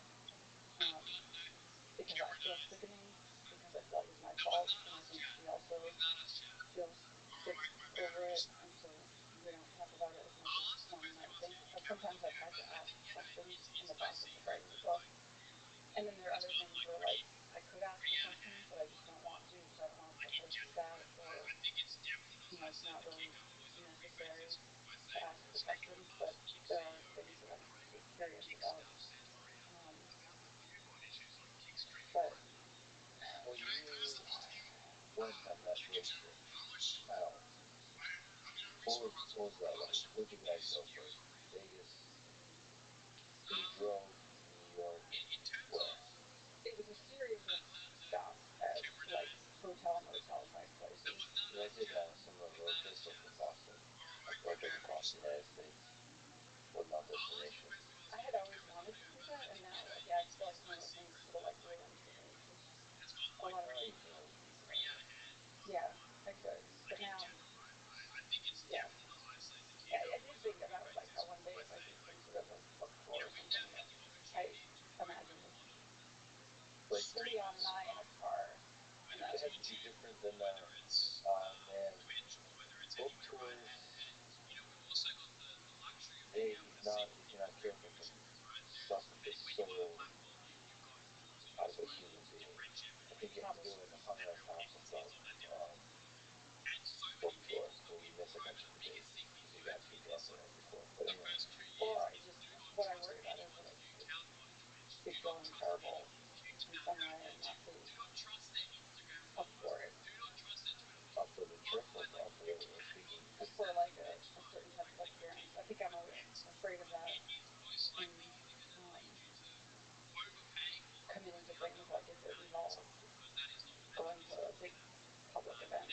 Yeah, I think you have to be very careful. Like podcasts is an issue, and I'm always surprised that people just jump on podcasts they don't really listen to, and just do a lot of podcasts and then book tour. And first of all, financially, it doesn't make any sense. Like especially going on small podcasts, like what's the benefit? Like really, you want to go on just a couple of big podcasts that you're actually a fan of. Like I think it's really, really, really important for you to learn. Like they don't understand the power. I mean, maybe you just don't understand podcasts. For me, as a fan of podcasts, is like the biggest thing I love listening to is when a guest is a fan. They understand the culture, the style, the sound, the feel of the podcast. They understand the other person. They feel the pain, the hope of the other person, the weird like quirks of the other person. It makes for much better listening. And ultimately, the appearance itself is not just enough to sell the book. You're selling yourself as a human being, and that requires having chemistry and all those kinds of things. Yeah, I agree. And podcast appearances are exhausting. Like you're giving a lot to the people physically. Anyway, road trip. You don't remember the motels and the hotels along the way? Well, there are a lot of things where, like, I'll remember things that happened, but I don't remember where it was. Because you drove without destination. Really? I assumed he must have known ahead of time, but he made it seem like, oh, funny we ended up in Vegas. Funny how that happened. But it's now when I see all the places that we stopped, they were all places where there were casinos. So there's a lot more casinos around the country than I knew. And they're So he had a gambling addiction. yeah, but I think that it's not a. So I think that regular people have gambling addictions, and it's a horrible, tragic thing that can destroy their lives. And I know people who have, like, it, regular people can have a gambling addiction, which is explained in the way that addictions are explained. For him, I don't think it was so much an addiction as like a thrill seeking, because he could win money, lose money, and he didn't really care. Whereas somebody who has an actual addiction and then all normal people with normal human emotions, would either be elated and relieved or devastated to lose a lot of money. And for him, he didn't really care. It was more, again, I think it was emotionally pain. Like what was going through your mind? Like, did you be on the run? Did you feel like you were on the run? No. Did you know you were on the run? No. I didn't know that. Basically, he was. The restaurant was operating, and he took me away, and then like people weren't paid, and it all sort of fell apart. And you weren't sending him texts or anything like that. No. And then he had my phone and my email. I did later on get. Later on, I got a brand new phone with like an empty phone with no existing numbers in it or whatnot, and so that he and I could communicate when I would went to the grocery store or something like that. What was the reason he got the phone? Like, what was the story that he was taking over your phone? What was it? I mean, like how did you allow that to happen? Or maybe a better way to ask is, how did you make that happen? Well, I was conditioned to it before, because before he was always checking my phone, which was wildly infuriating, and I feel like And you fixed it by giving him the phone. well, the conditions were different later on, but in some sense, I didn't want my phone because everything, like, I was in a state of shock, and it was just like, take it, it's fine, like, I give up, like, I guess I'd given up, and so, yeah, I'd given up, so there was no, like, I wasn't going to fight back on anything. Before I would he would take my phone and look through it, it was infuriating, and he sort of forced me to get used to it, and this is again something that like is done in culture and the things. It's like they condition you to not react negatively to things that you normally react negatively to. And like if I was in a relationship, like if somebody, I would never ever look in somebody's phone, and if somebody did that to me, I would be like goodbye. So I'm pretty sensitive about that, and so it was very infuriating when he would take my phone and look at it, and it got to the point where not only did I feel like everything I said or wrote or emailed digitally or whatnot would be read, but he got me to the point of feeling like I was being watched all the time in a non-clinical way. Yeah, what were some of the, you didn't mention them, some people definitely touched on some of them. What are some of the fantastical stories? So you mentioned that he might help maybe me on immortal. What? All of that was always really vague, intentionally. Like a lot of what he talked about was always very vague, but a lot of that stuff is very vague, and again, like That's convincing. slowly over time, and a lot of those things too are things that conveniently you kind of can't disprove. So it's almost like people believe in God, or religious people believe certain things, and so one could argue, why is it that much crazier for me to have been open to the idea that maybe we do live forever in some way, when So, a lot of religious people have similar beliefs. so the other thing is, he was maybe you can correct me, but reincarnated or something like that, or like He acted like he had lived many lifetimes and had all kinds of wisdom from having lived all these prior lifetimes and being aware of it. so was that? I mean, it's vague, but is it somehow believable, or is it just like part of his job? Like what? How do you not call bullshit on something? I know. But not necessarily bullshit. I understand when you're smitten from whatever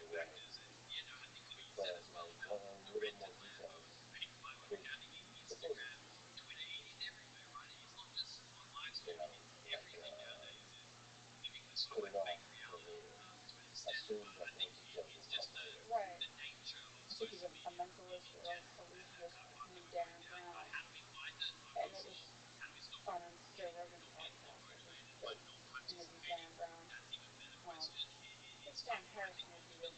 I got really intrigued, and then I was looking for other podcasts, or maybe Joe interviewed him like right after.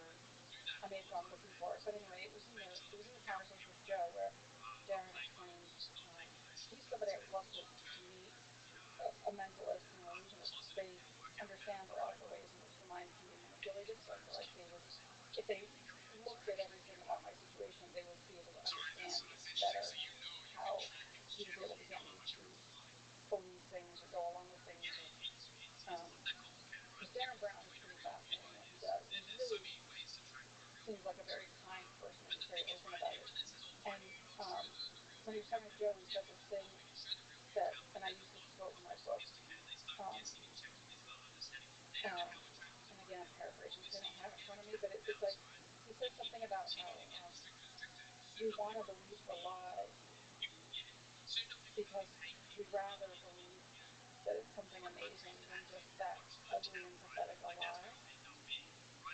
And whatever, he probably said it in a much better way, but the point is, like, that's, and so he was explaining it in the context of the way that an illusionist, or whatever they're called, is able to pull off certain things, which is that they're sort of, it's about somebody who's watching, and watch that person sort of leverage people's tendency to want to believe that something amazing and cool is about to happen, versus like this is just a really ugly, pathetic lie.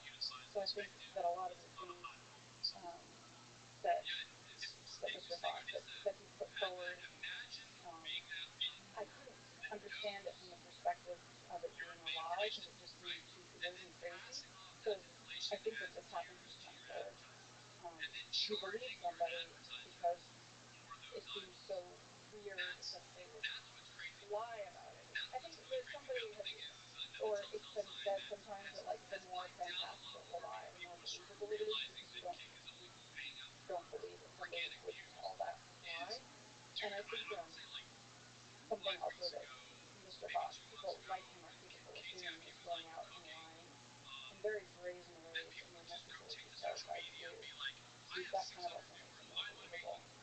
For somebody to go out on a world stage and lie and not kind of feel weird about that, or even knowing that it's a lie that can be pointed out as being a lie.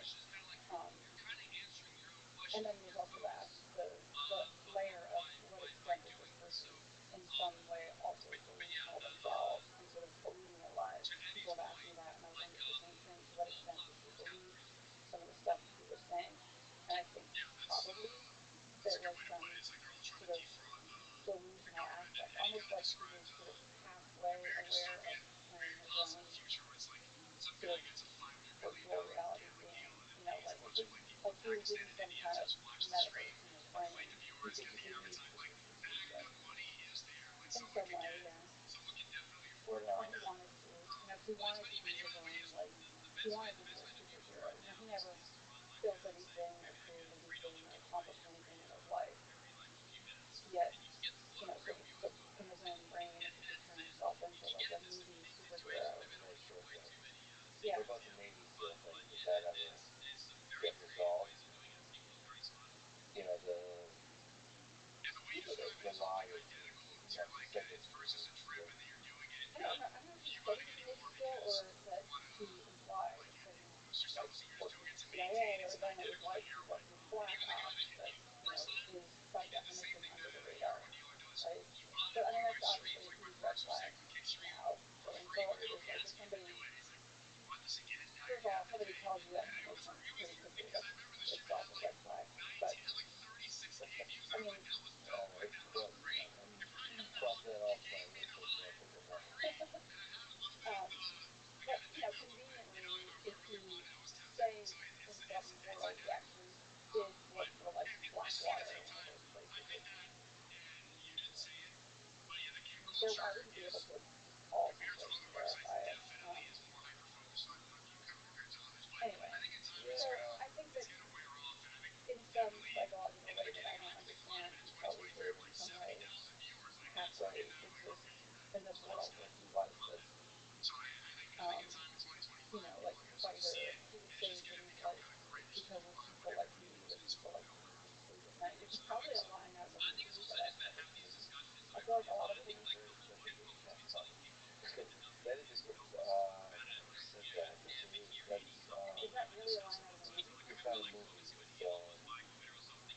what would happen at Rikers is when these things would happen where one of us would think of something and you're like, oh, who was that actor in that movie in that scene?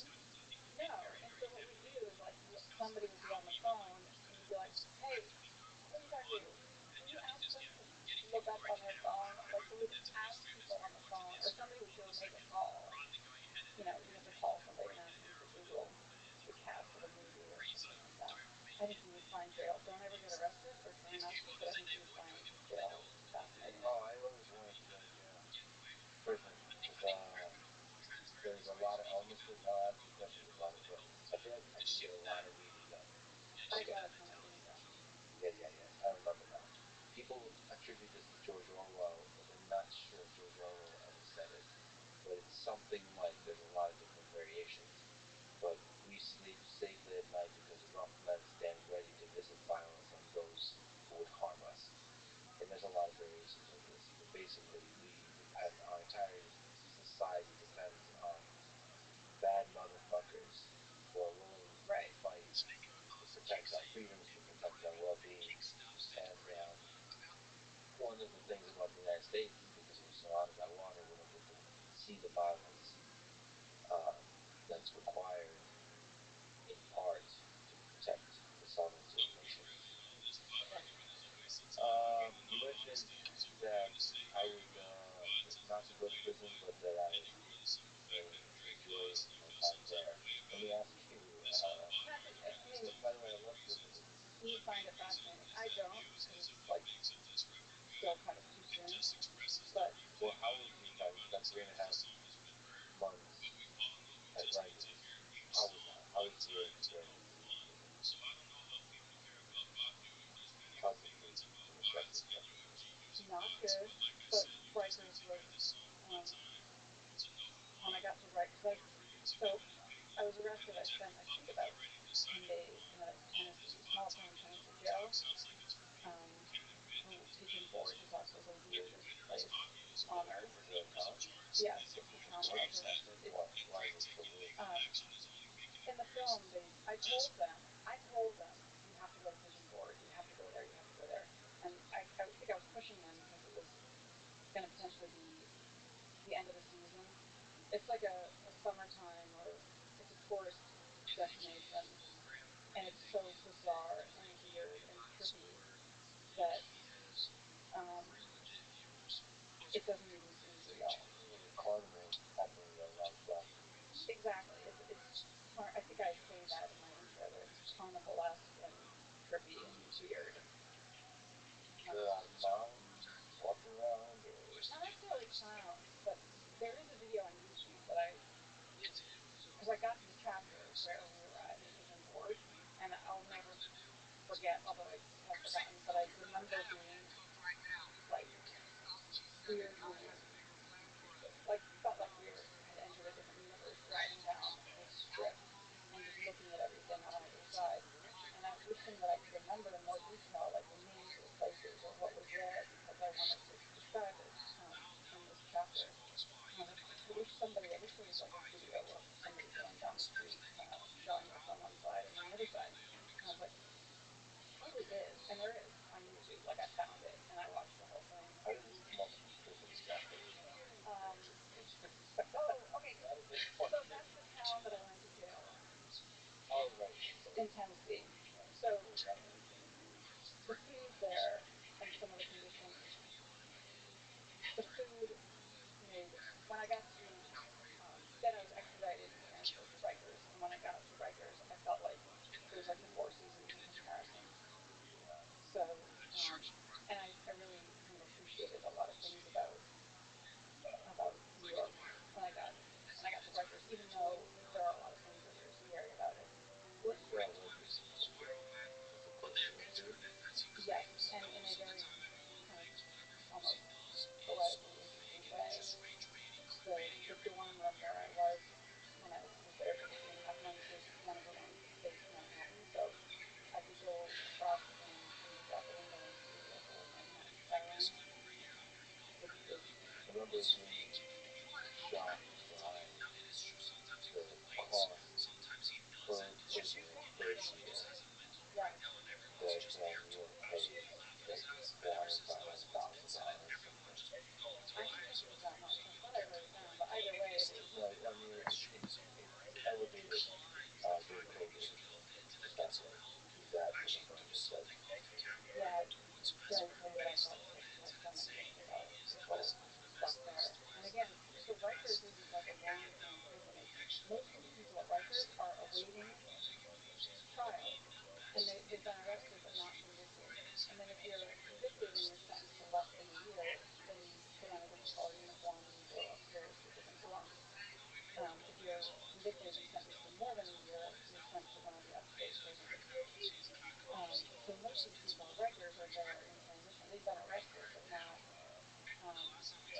they've been arrested but not convicted or awaiting trial. So you could be perfectly innocent and you're stuck there, and that happens to a lot of people.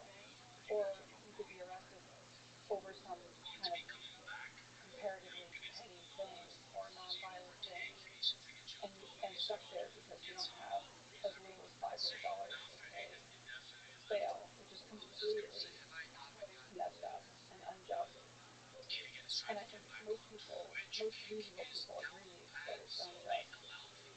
But it's different when you're there and you see those people and you see kind of the anguish. And whether, I mean, I have no idea if they're guilty of what, I mean, I usually don't know what people are there for, what the situation is, but you watch the sort of helplessness setting.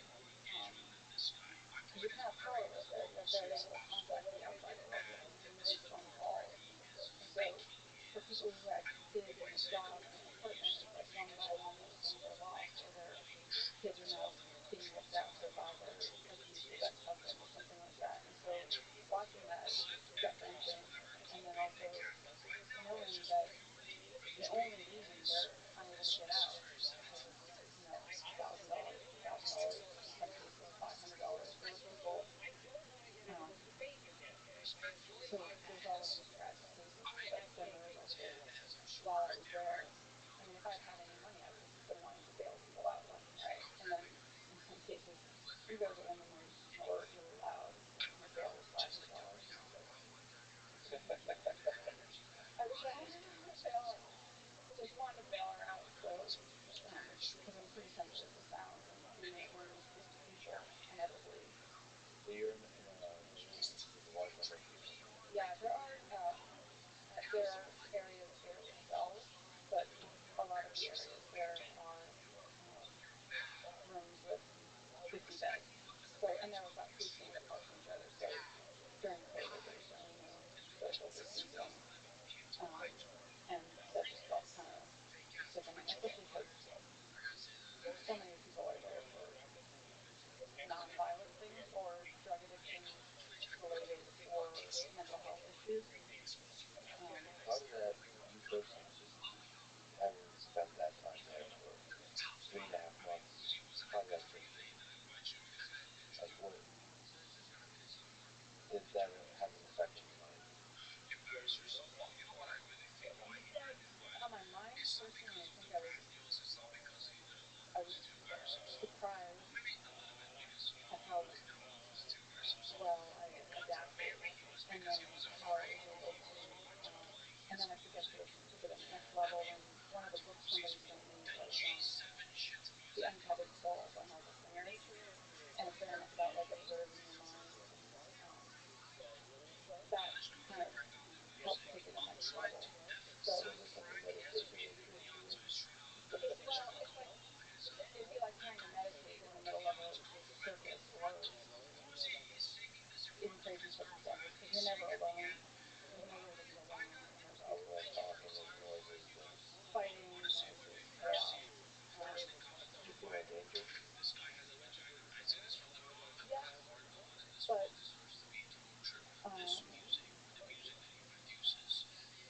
but I never felt terrified there. One of my friends, the bathroom is the scary place because they don't have cameras in the bathroom, so that's sort of the one you have to watch out there. And I did, one of my friends, one of the people I was friends with, she did get beat up a bit in the bathroom one day. A lot of weird shit happened in the bathroom. But it was, for me, if you're interested in human behavior and psychology, and it can be fascinating to kind of sit there and watch. So you're saying, like, you might enjoy visiting for that perspective, like, just to get to watch human nature. It's wild. Like, I don't want to say the voice, but like the full variety of Right, and there's a lot of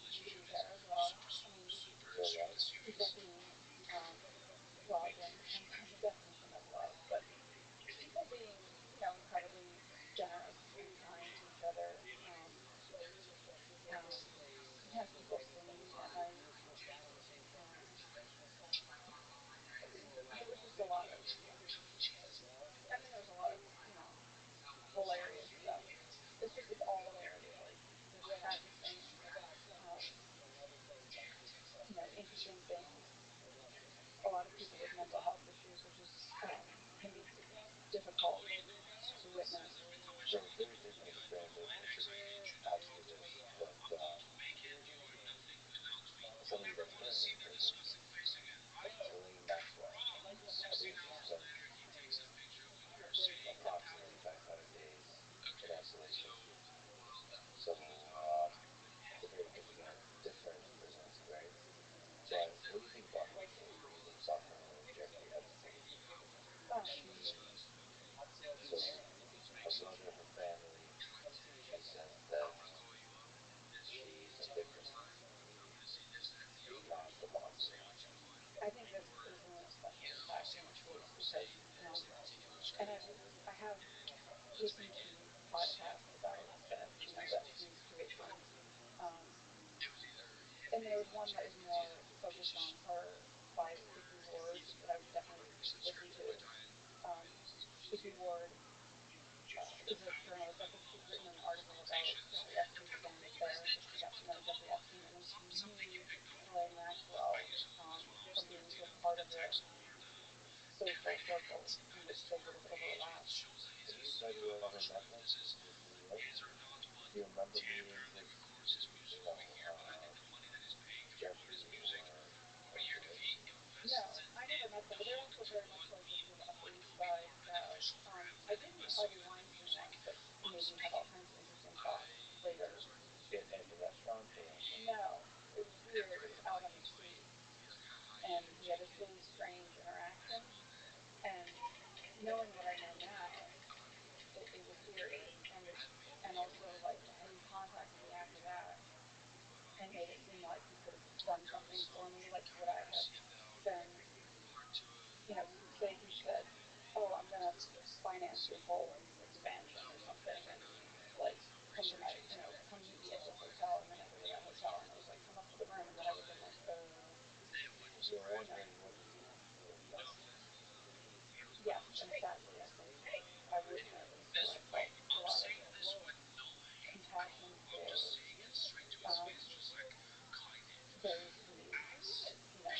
didn't yell at him and didn't run out. And because I think what happens in those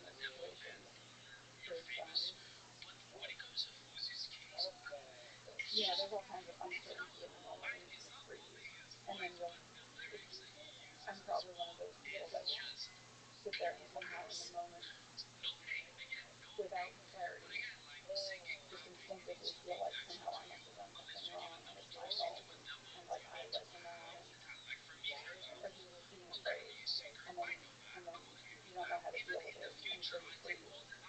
So I think that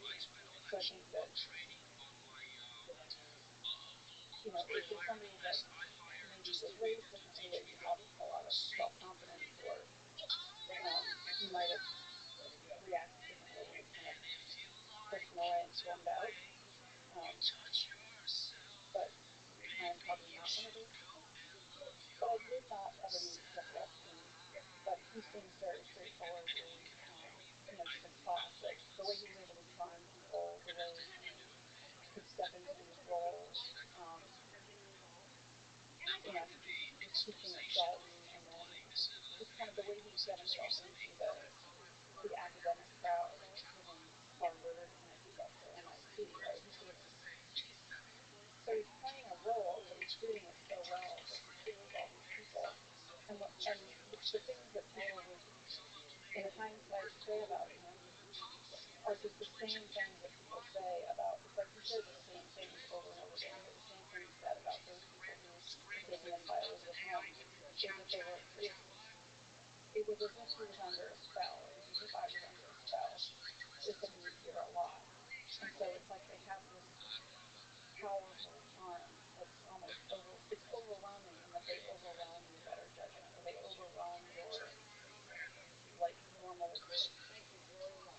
otherwise normally functioning, compassionate or rational thoughts, and they just overwhelm that with their charm. So, when you look at, I think it was like James Mattis arrested a bunch of women with Elizabeth Holmes, and all these people were involved with her, and nobody really did their due diligence, so they just sort of trusted her. And Jeffrey Epstein, I think it's still unclear where he got all of his money, but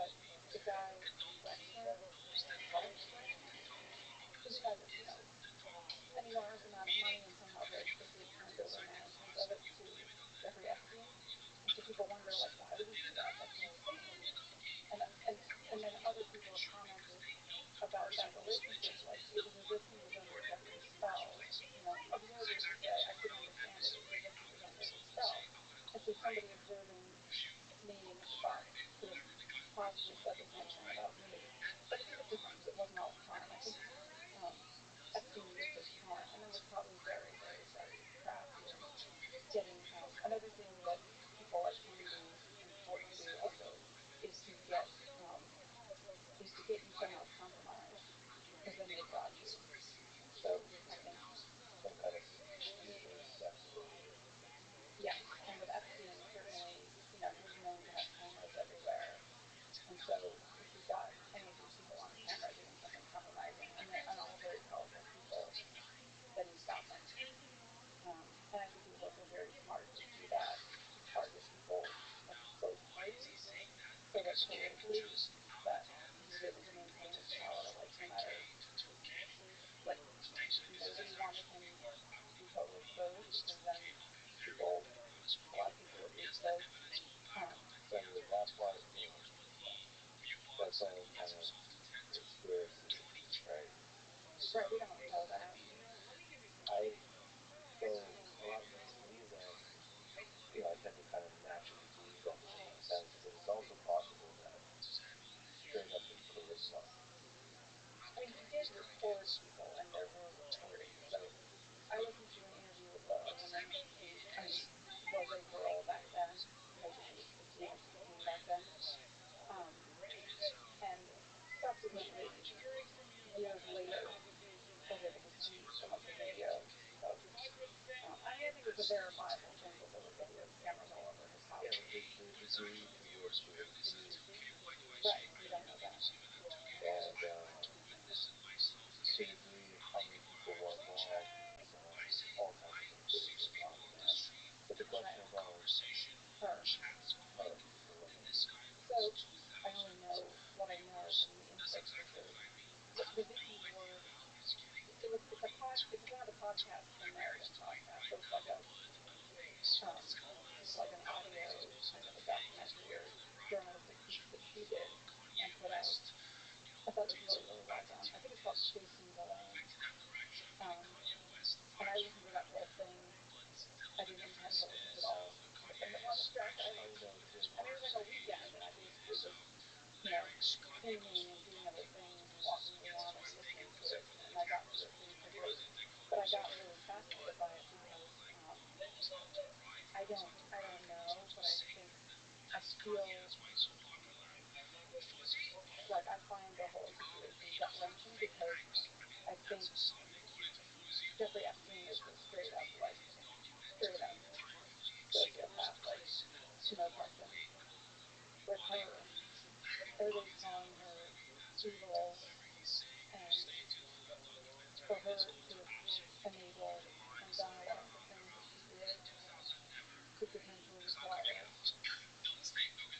one might say that it could require a lack of empathy to be able to do those things knowingly.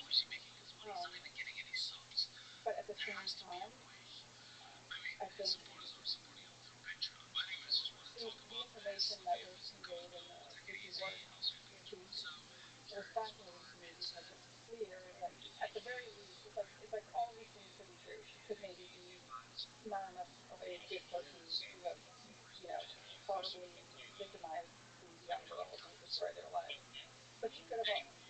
I feel like I'm gonna get bashed for saying this, but she could have in some way have not quite known what she was doing or been a bit out of her mind. Maybe not. I'm just saying people. I would hope that people would be open to that, to exploring that as a possibility. Well, her family and friends are making that case. They're painting a, a broad picture of who she is as a human being and showing that she couldn't have done any of those things without being like systematically manipulated. That's their right. What I listened to in that podcast about her relationship with her father, how her father died, um, her things about her childhood, and then Epstein coming into her life and basically kind of pushing all those buttons and becoming like the father figure. And so she would be in a position of kind of always wanting his approval, and um, and just the way that things that are described about the way that she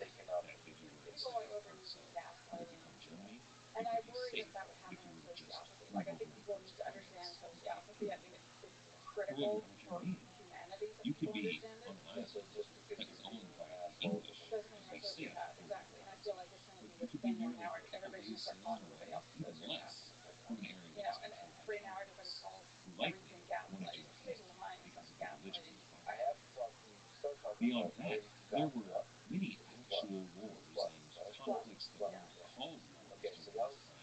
That was great. Stuff like what let's talk about food. If we can. You know what? Let's talk about restaurants. What that's a fascinating part of the story before anything else, which is opening exceptionally successful restaurants in NYC, New York City. What's that take? What does it take to open up from the very beginning, from the idea stage to launching it, plus the finances and the skill of actually getting people super excited by it, and then running it, all that chaos. I mean, to me, am I over romanticizing? But it seems like New York City is a really tough place Yes. to launch a restaurant in. Yes. Very well. I think because it's extremely competitive and the standards are so high. So I think that's why there are so many good restaurants in New York because if they're not good, they're not going to survive. So even like if you walk into what looks like a hole in the wall, it's going to have amazing food. Um, that happens a lot. What was the menu? So was it a raw? Was it vegan and raw from the Yeah. beginning? Yeah, it was. The raw meat was what? Now I'm getting thrown back to all the interviews I did with people asking these questions so long ago. Um, at the time, You like meat? it, it so it's something was cooked over roughly 118 degrees. It was this very like the world of there are people who are hardcore raw foodists um, and there's also people who are hardcore vegans, and I was never any of those things. So I think what we did, You weren't the hardcore part, yeah, or you weren't, but you like what parts of your life were really vegan? Are you still a vegan? Are you a vegetarian? Are you raw? good question. I don't apply labels, so none of those labels would apply because it's Male and female? That's those I'm beyond those labels myself. So, um, but I'm uh, carnivore most of the time. It's the opposite for me, unfortunately. The blood red skin of the people that live with me. likewise, I think that it's people who are very adamantly one way or the other. I think that after all my years in this world and in this world in general, and also consuming an enormous amount of um, inputs and podcasts about health. Like I love listening to different points of view. So I love when like somebody's arguing vegan and then somebody's arguing carnivore and like, or even with other issues, I like listening to what other people, opposing sides, listening to what both, intelligent, interesting sources. Especially when they're, I love it when they're sort of really testing that diet, meaning there's some way of really testing it, not just like vaguely saying it's healthy and not for you, but like really, what is life under this wonderful diet? Yeah, and I think that probably everybody's different, and so in the same way that some people tolerate, like some people can't tolerate nightshade, or some people can't tolerate certain spices, or some people can't tolerate gluten, or some people thrive off of this or that. And um, I've heard it's ideal to sort of what your because it seems like the human body is pretty adaptable, so you can adapt to eating a certain type of a food, and so that if your family comes from a certain part of the world where certain things aren't grown, or more meat is eaten, or because there's people who are vegan their entire lives and they're incredibly healthy and they thrive and like athletes, and there's people like Rich Roll, who I like, who's vegan and an athlete, but it might be something where that's working really well for him, but it wouldn't work well for somebody else. And I think there's also an element of people who try these things and then feel really good or feel really bad, and they make a conclusion based on that initial period of time, when it might be something where it makes you feel really good temporarily, but then when you